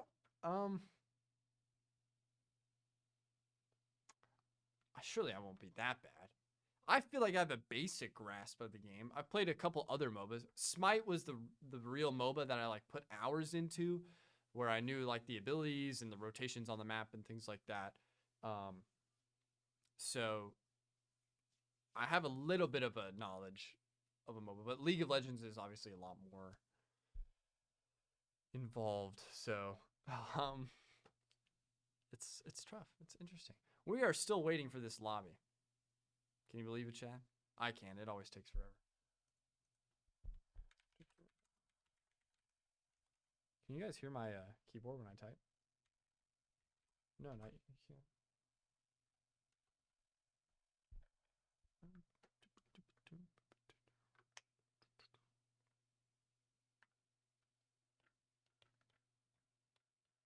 What's another game I need a 1v1? I think on Monday for the Valor match, I will be 1v1ing.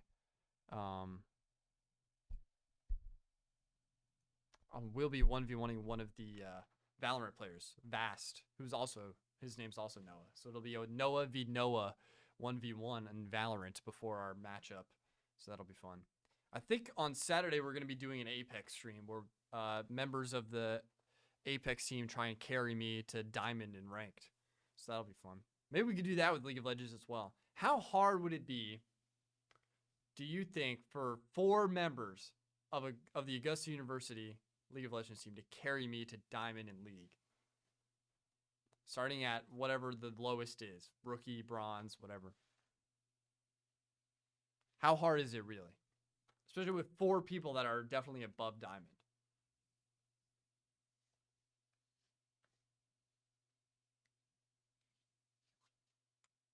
I'd love to hear what chat thinks. Because I don't know.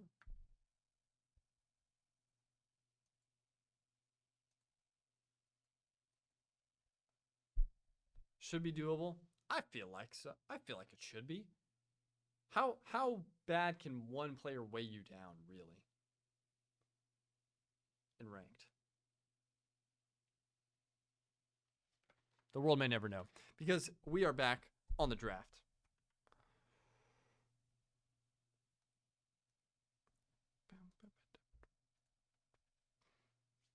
Depends on the role. Play support? Okay. Yeah, I'll leave mid lane to Nate. How about that? And I won't solo top. I won't do that.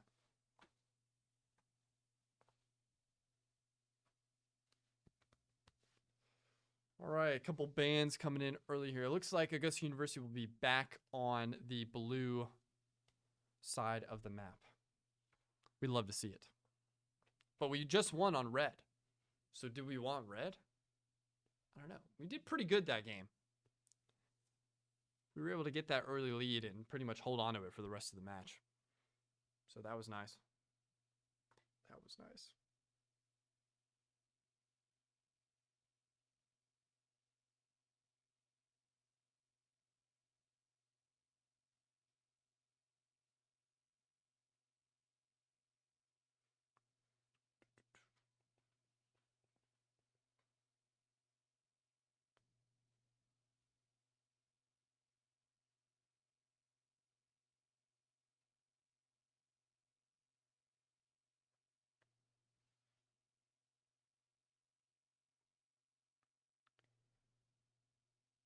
Jin's cooking? Oh, we did get Jin.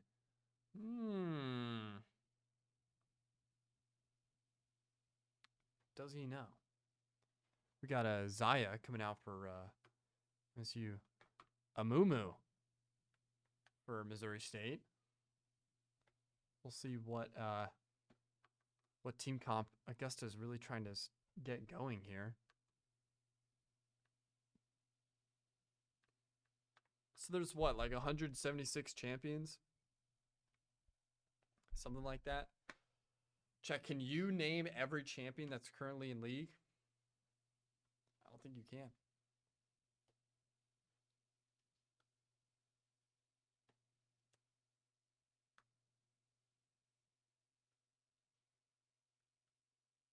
Who does Faker main? Does he have like a roster of champions that he's able to play? Like 2 or 3? Or how many champions does he really like rotate through?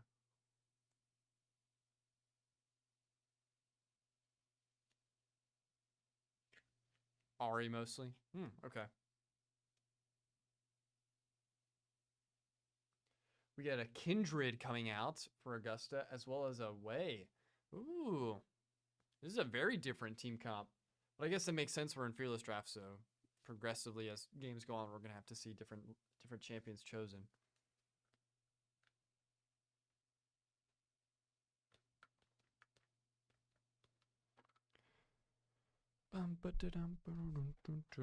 Oriana. Oh my.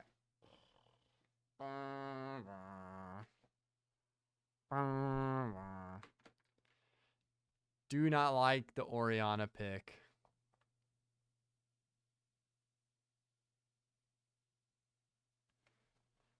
Chad, are you with me on that? I'm not on board with that.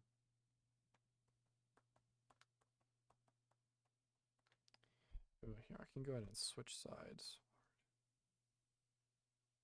Oh, wait, no, it should be switched. Okay, cool.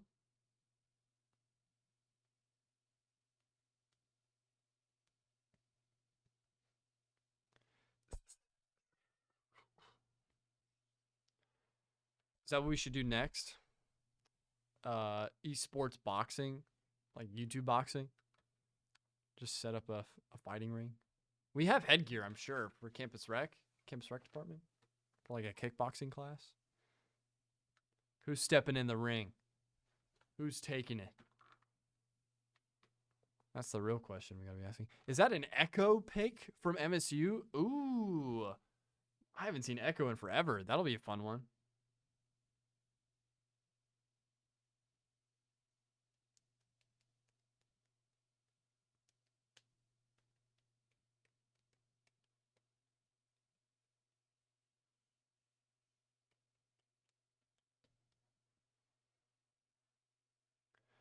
Brom. Yes. I love the Brom pick. Big fan of Brom for the Jaguars. Love that champion. Think that'll be really nice for us.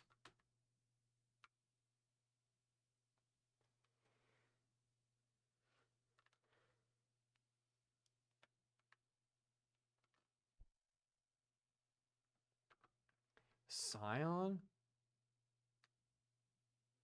What do y'all know about Scion?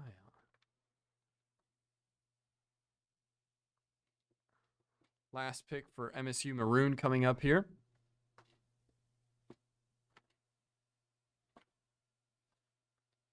Malphite. Malphite will be the final champion chosen as we get ready for game 3. Take your screenshots of the draft, the maps and bands for your film, whatever you want to review. Yeah, I haven't seen. I don't know, chat. This is an interesting comp for game 3 for sure. We'll have to see if it pays off. We're going to go to a quick break while we wait for the spectator delay, and then we will be right back in it with the final game of the night to figure out who will take this series in this best of 3. It has been close. It was a 45-minute slugfest game 1. It was a quicker 30-minute dominant sweep from Augusta University in game 2. Now we'll have to see who comes out on top in game 3. We'll be right back after this.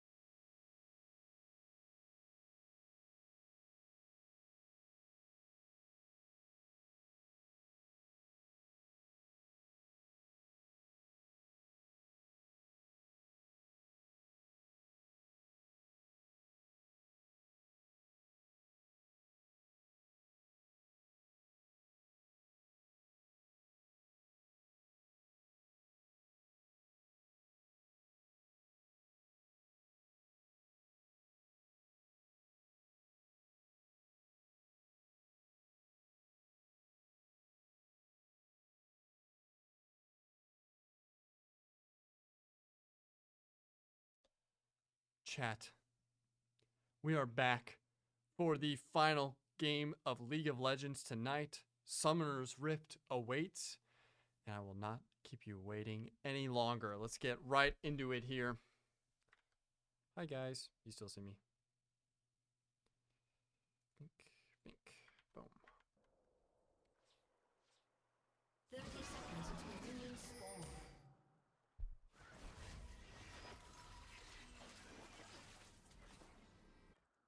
Augusta University will be on the blue side of the map yet again, and Missouri State will be on the red. It is 1-1 in this best of 3 series. Whoa, I didn't know Braum had moves like that. What? Bro's breakdancing. Did y'all see that? Holy, chat, clip it.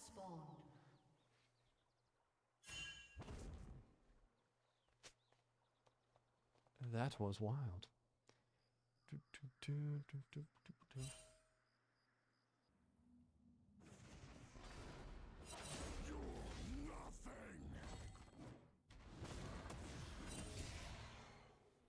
Got our early fight in top jungle there.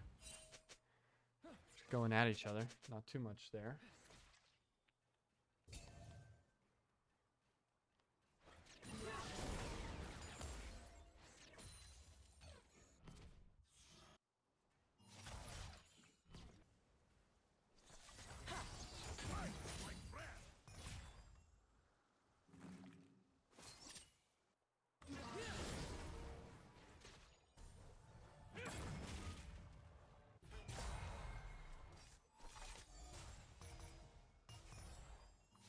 Alright, get hype, chat. This is where champions are made.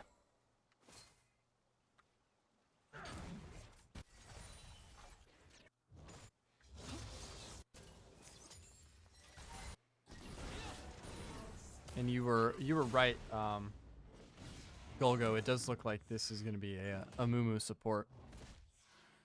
They're in bottom lane. Scion solo top lane. Eclipse on the Kindred. Jungler. Nate on the way. And I missed my Q on the Jhin.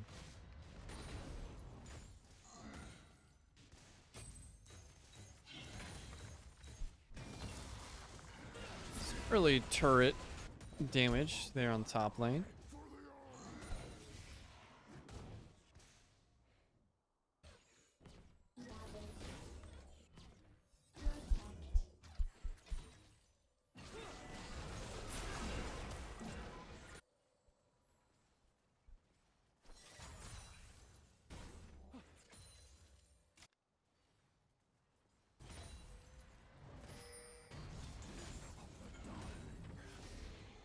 Wow.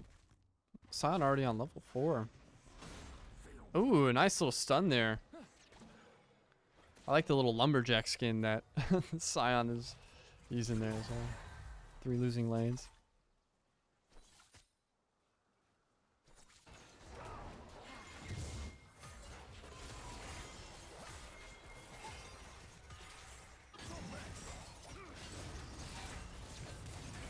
Little 2v2 action early on here in bottom jungle. Braum and the Jhin trying to take out this Xayah and a Mumu. Oh, Braum gets rooted, and that's going to force both of them to retreat now.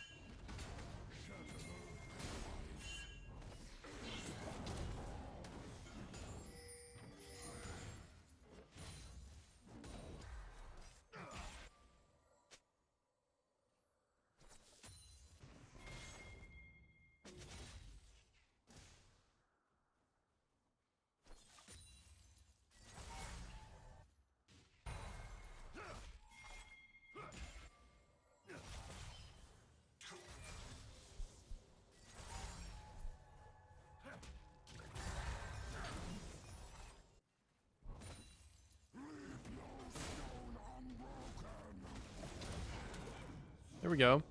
Scion getting some decent damage in. Away as well.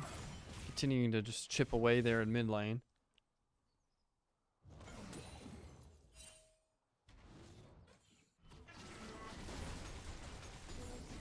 First dragon will spawn as well. It's 5 minutes.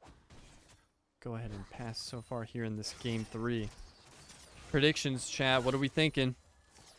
who has the monster game. I predicted Eclipse having the monster game in game 2. I was wrong. Nate was the one who really stepped up. Team captain, taking matters into his own hands. What do you think we see here in game 3? I think it's more of a team performance. Everybody kind of goes together, kind of like in game 1, or does somebody decide that they'll take matters into their own hands?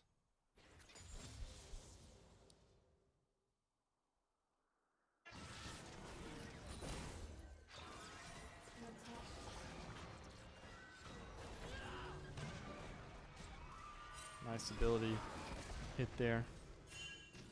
That Orianna barely alive. Oh my goodness. On like literally 1 HP. Nate continuing to be a menace here in mid.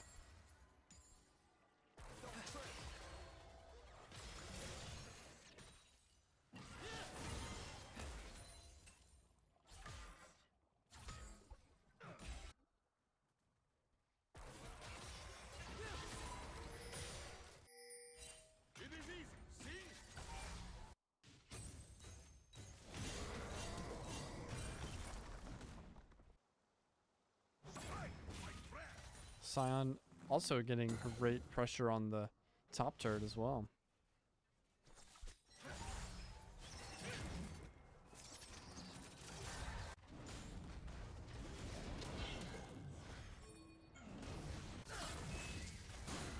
Oof. Braum gets rooted.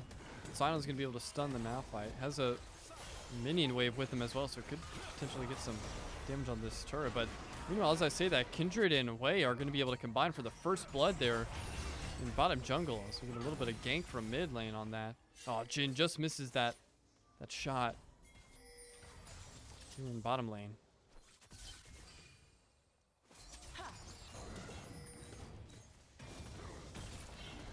Wow, and Sion has just been soloing this top turret and getting so much pressure. Oh, Amumu gets yoinked by the Jhin. He'll get rooted as well by the Braum. Big stun as well, but a red minion wave is going to force them to bounce back a little bit as they wait for reinforcements.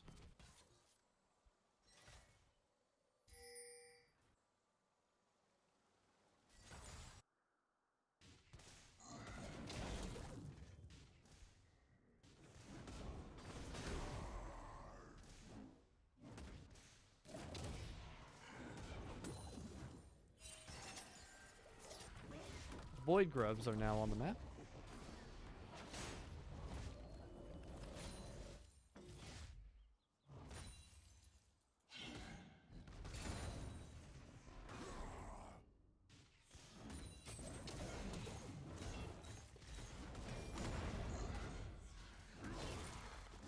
Sion was very aggressive on that. Not sure if he was just trying to get as much turret damage as he could before dying, but threw that life away. Braum's going to go ahead and use the ultimate here, it looks like, but it's not going to be enough. Gets flanked. Amumu is going to get taken by Jhin as well. But it's a 3v1 here in bottom lane, and Jhin is going to need some help, and is not going to be able to get it. Echo comes in, claims the feat of warfare on the side of Missouri State.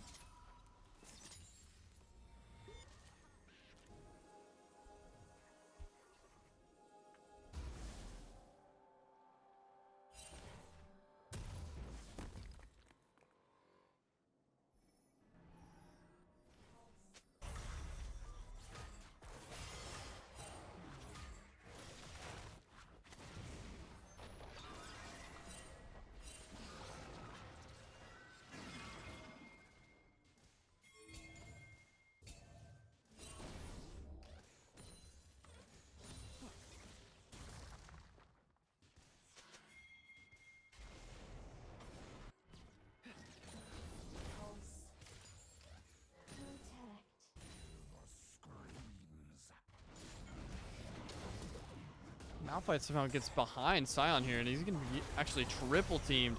3v1 there in the top lane. Sion's not going to be able to get away from Amumu, but Braum is here. Potentially give some reinforcements. More members are going to be coming from mid lane as well, as they are going to take the Void Grubs for themselves. So they lose the feat of warfare, but Augusta University able to take the Void Grubs instead.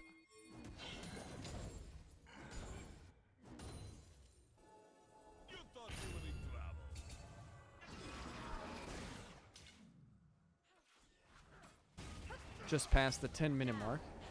Next dragon is up. And it does look like the Jaguars are going to go ahead and head over to try and get it for themselves.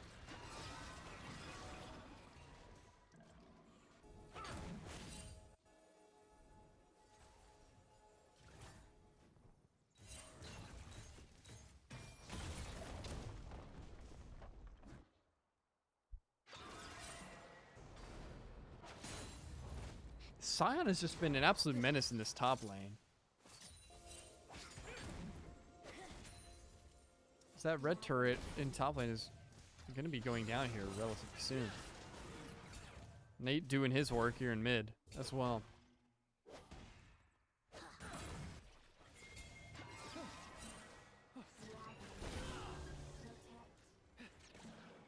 Oh, he's going to have to be careful here. As a Mumu comes in on the flank. Mid lane, try and give some support.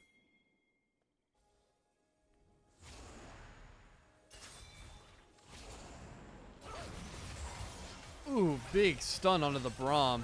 This turns into a 3v2 as Jin and Braum will have to fight for their lives. 4 members now arrive here for the Jaguars, but Jin needs to be very careful. The root comes in and Amumu should be able to go down. Nice damage in from Eclipse on the Kindred. Malphite comes in and will finally take out the Jin, who's just trying to stay around and deal as much damage as they could before getting taken out. But Nate is going to go down as well, and that is bad. Team captain going down and not really a lot of health left on the Braum to soak up.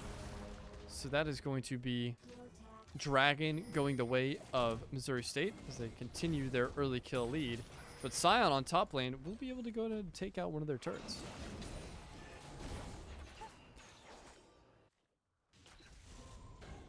Flake from Eclipse there just to get them off of that turret. Was immediately met with way more damage than he can handle.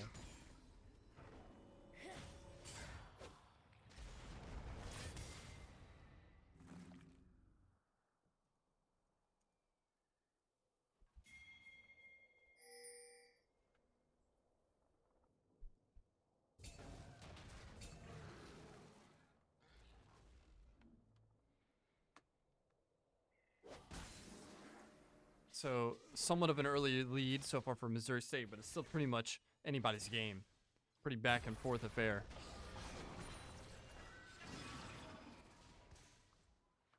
A lot more similar to what we saw in Game 1.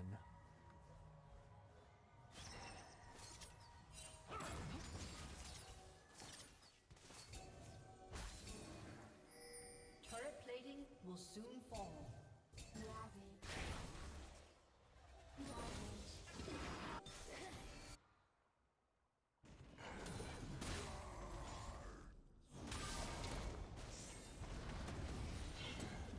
Another solo fight here in top lane. Malphite just has so much health.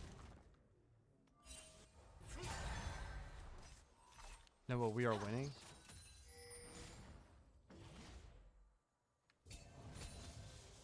I mean, yeah, but it's close.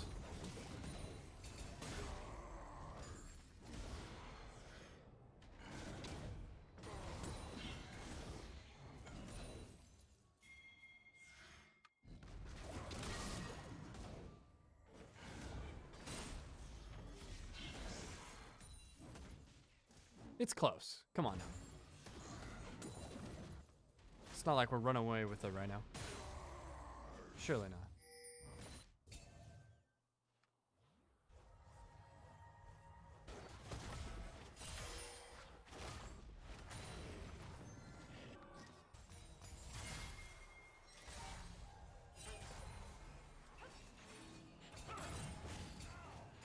Here we go. Potential engagement here in bottom jungle. We do better as the game goes on. Obviously. It's the long game strategy we're known for. Rift Herald will be spawning on the map as well.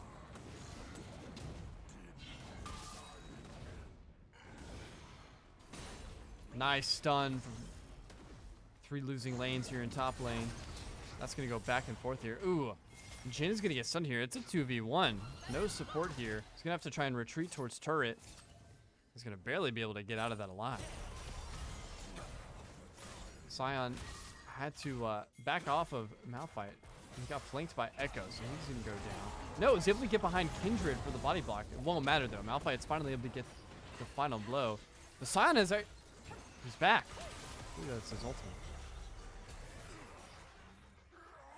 He's going to be able to get the kill before going down himself.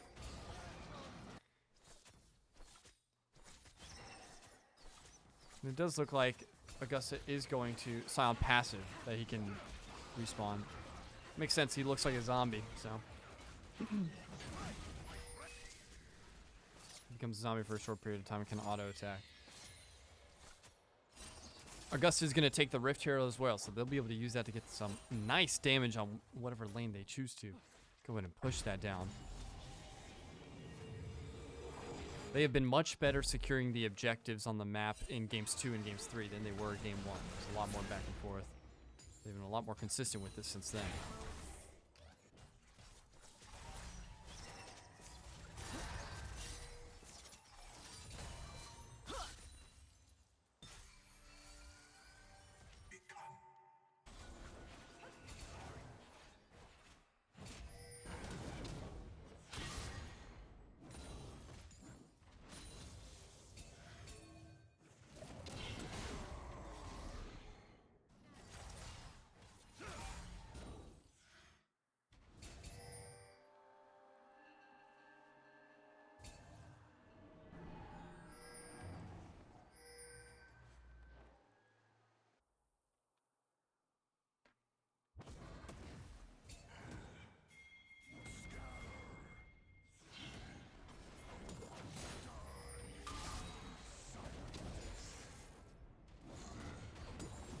Next dragon to spawn as we approach the 18-minute mark here. Sion continuing to be a menace here in top lane as 4 members of the Jaguars are going to be collapsing here in mid in this bottom jungle. They're going to go ahead and summon the Rift Herald as well. They want to take this teamfight engagement. Oh my gosh, that's a huge stun. Enfield will go down first, and without the Braum, this rest of this teamfight is going to go rather quickly. Malphite comes in. Nate was able to take out Echo, but now is left in a 4v1, and they're going to be able to get the dragon out of this as well. Zaya gets a little aggressive there on the tower, but is able to do some damage before backing out.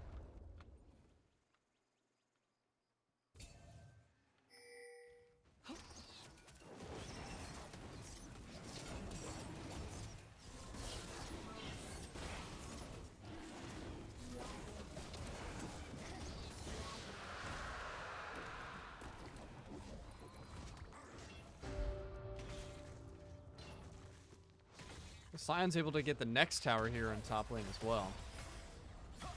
He has just been a one-man wrecking crew up there. Insane amount of map presence.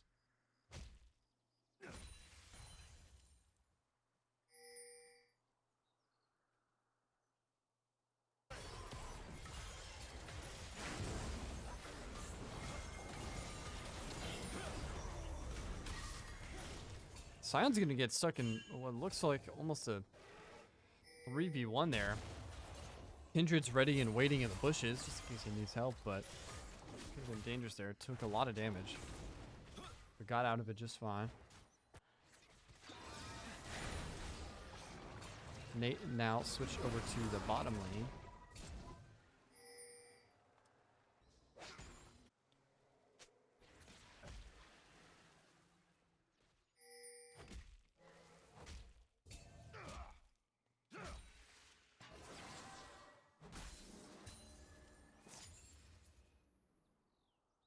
Yeah, I need to get alert command. I'm sorry. Massive Gyak keeps trying to do that as well. I feel like I can just set that up in like Streamlabs, right? I'll do that tomorrow. Sorry. Already stream.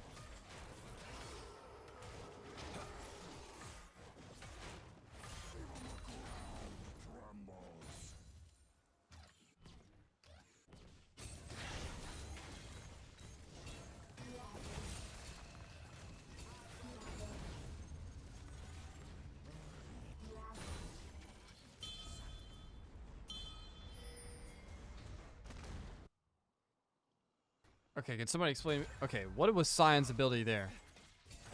Bro just turned into a wrecking ball, went all the way up into their base. Just to channel back.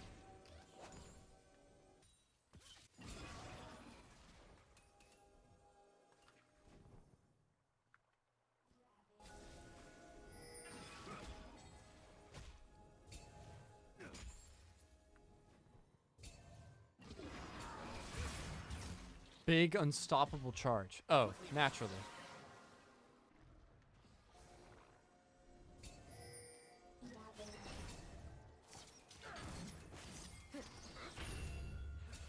Nice. Braum able to get out of that. Pretty much all 10 members on the map are going to be here in bottom jungle. As Sion will take out another turret by himself. Emphy will go down first, so another Braum-less team fight as Nate tries to retreat behind this turret, but this turret's about to get taken out as well. Another turret goes down thanks to Sion up in their base. And no one is even able to contest that except the minions.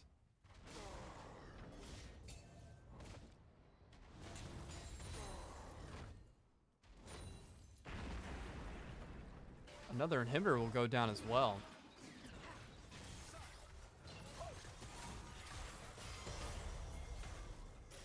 This does look like Otacon has spawned bottom lane. It looks like where a majority of this team is focused on right now. They finally channeled back up and take Sion out of their base. But he's done so much damage already. It's been great. Regenerates with his passive. Just does a little bit more damage on his auto. And it does look like Augusta University is going to be able to get this Otacon for free, as they had to go back and take care of the Sion in their base. That's a beautifully set up play by the Jaguars. And this could start getting dangerous really quickly for Missouri State. They just have not had an answer for 3 losing lanes Sion gameplay right now.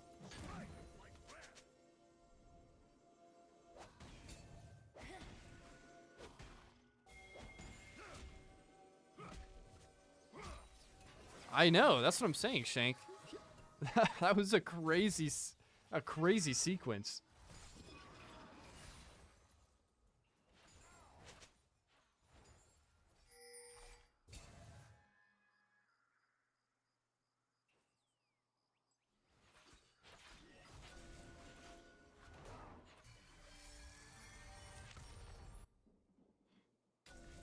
That bottom turret for AU finally goes down. It was pretty weak. Next dragon has spawned as well.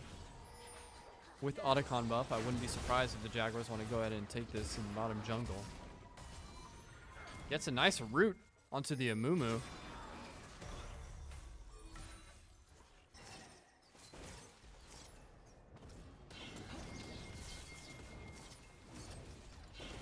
Sion just taking up so much attention from Missouri State. Echo is able to get out of that. Great survivability.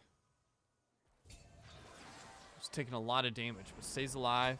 Gets behind the reinforcements from MSU.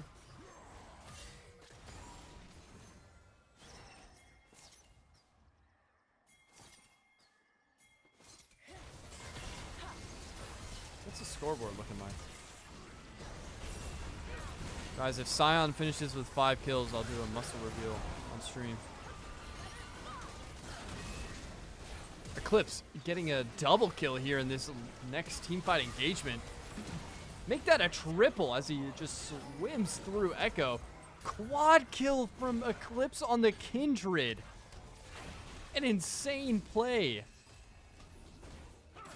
And that should just about do it. Team Ace comes into effect as well. Turrets go down. And that is going to be 2-0. Team Ace for Kindred. As these last inhibitors go down, the Nexus will be taken out. The reason why I have the scoreboard up is because, yeah, Pentakill on the Kindred is absolutely insane. Insane way to end it. Amumu is actually they have respawned here. They typed GG's in the chat, but they are not giving up on this.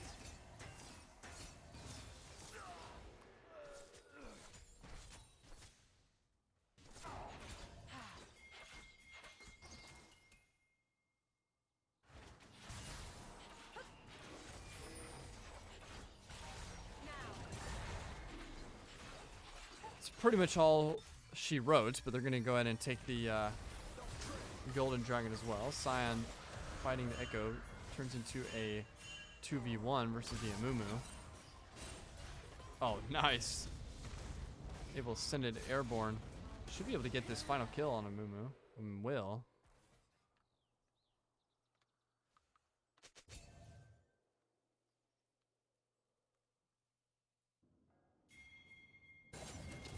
Yeah, I mean, he's just doing whatever he wants on the map. I don't I don't really understand what I'm witnessing.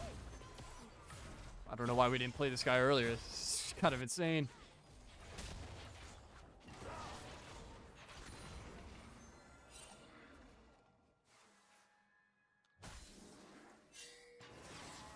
Yeah, he's going insane. Rookie of the year inbound.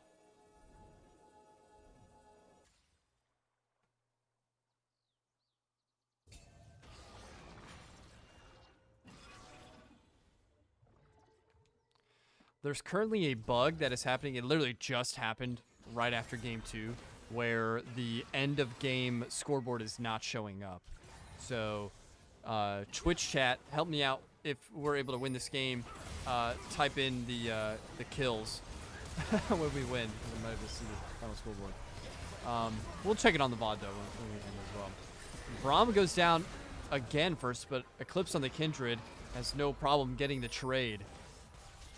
So it turns into a 3-4.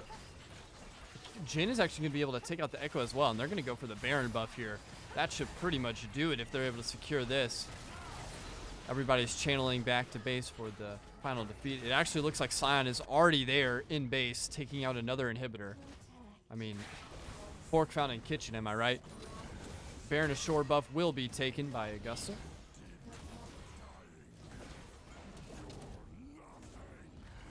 I mean, he's just... We have 3 members of Missouri State just chasing him. It's like Jason, bro. Or Michael Myers. Unstoppable force.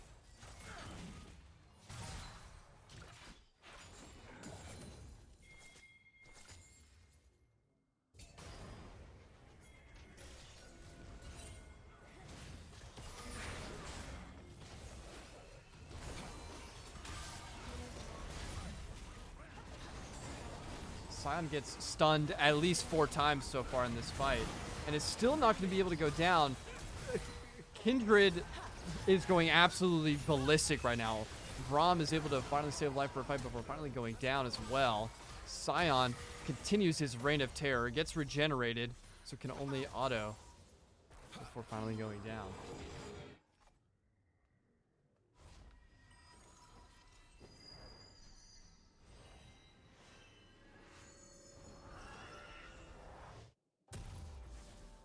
This is getting interesting here, folks. I mean, Augusta's in a very, very good position here, but the defense from Missouri State is still there.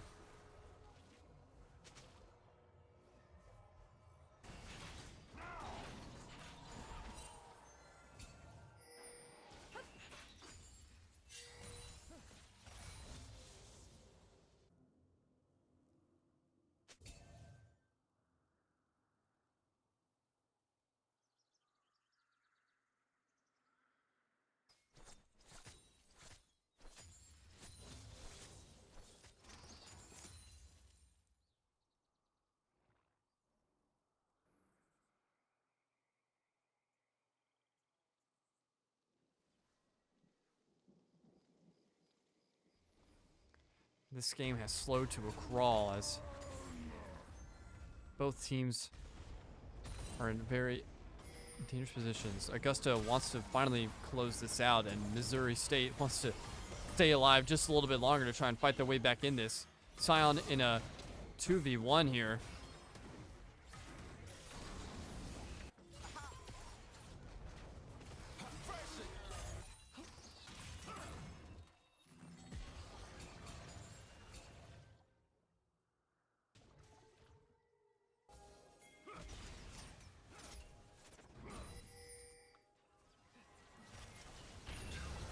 Here we go. Final push coming down mid lane. Another turret down. And with that, they're actually going to take out that turret and go straight back to get that next dragon buff. Mountain Drake there for the taking.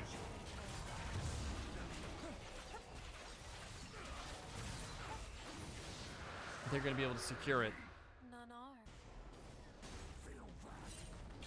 Scion able to find Malphite on a rotation in the jungle. And the final defense here for Missouri State needs to be stalwart if they want to keep this game 3 alive.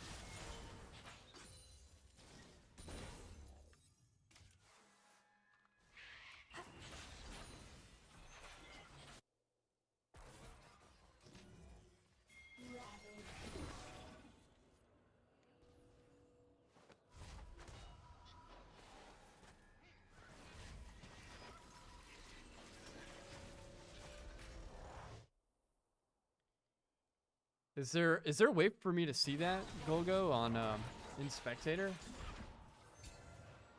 I like hover over it?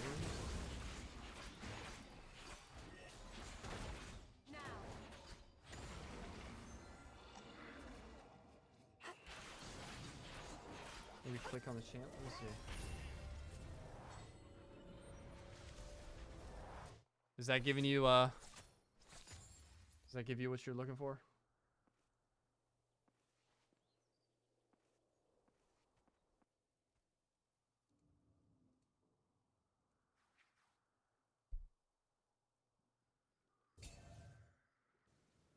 I think I can just put him on the cam as well and just follow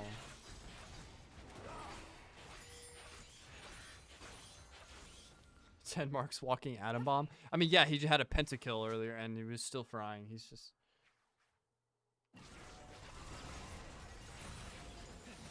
going crazy.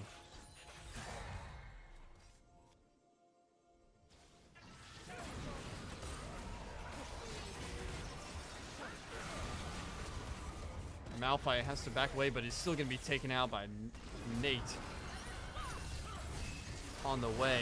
Here comes the final push now.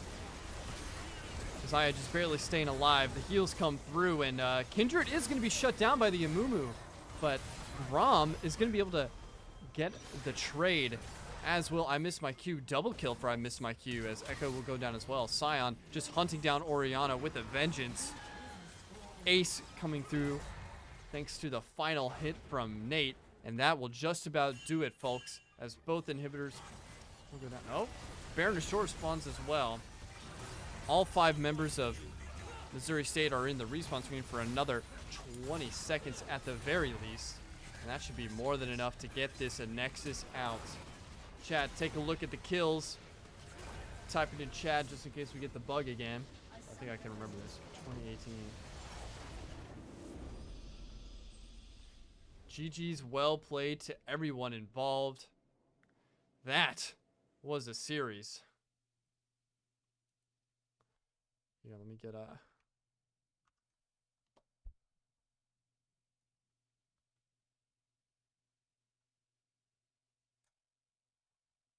okay. I got it. The bug didn't happen. GG's, guys. What a series. I mean, to go through that grueler of a game 1 over a 45-minute game, and then have a nice dominant bounce back there in game 2, and then a back and forth game 3 to finally close it out. I mean, Scion, just huge. Eclipse, that was not a reverse sweep.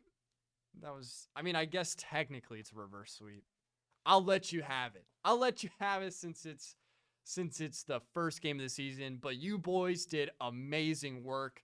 Can we talk about the rookies coming in clutch? I mean, they were doing some insane plays. We'd love to see it. Nate on mid lane, especially on Mel, I mean, that's just his playground. Nobody can challenge him on that. Come on now. Eclipse 1v9 with the Kindred pentakill. Are you kidding me? This first game had no shortage of hype moments. It was amazing.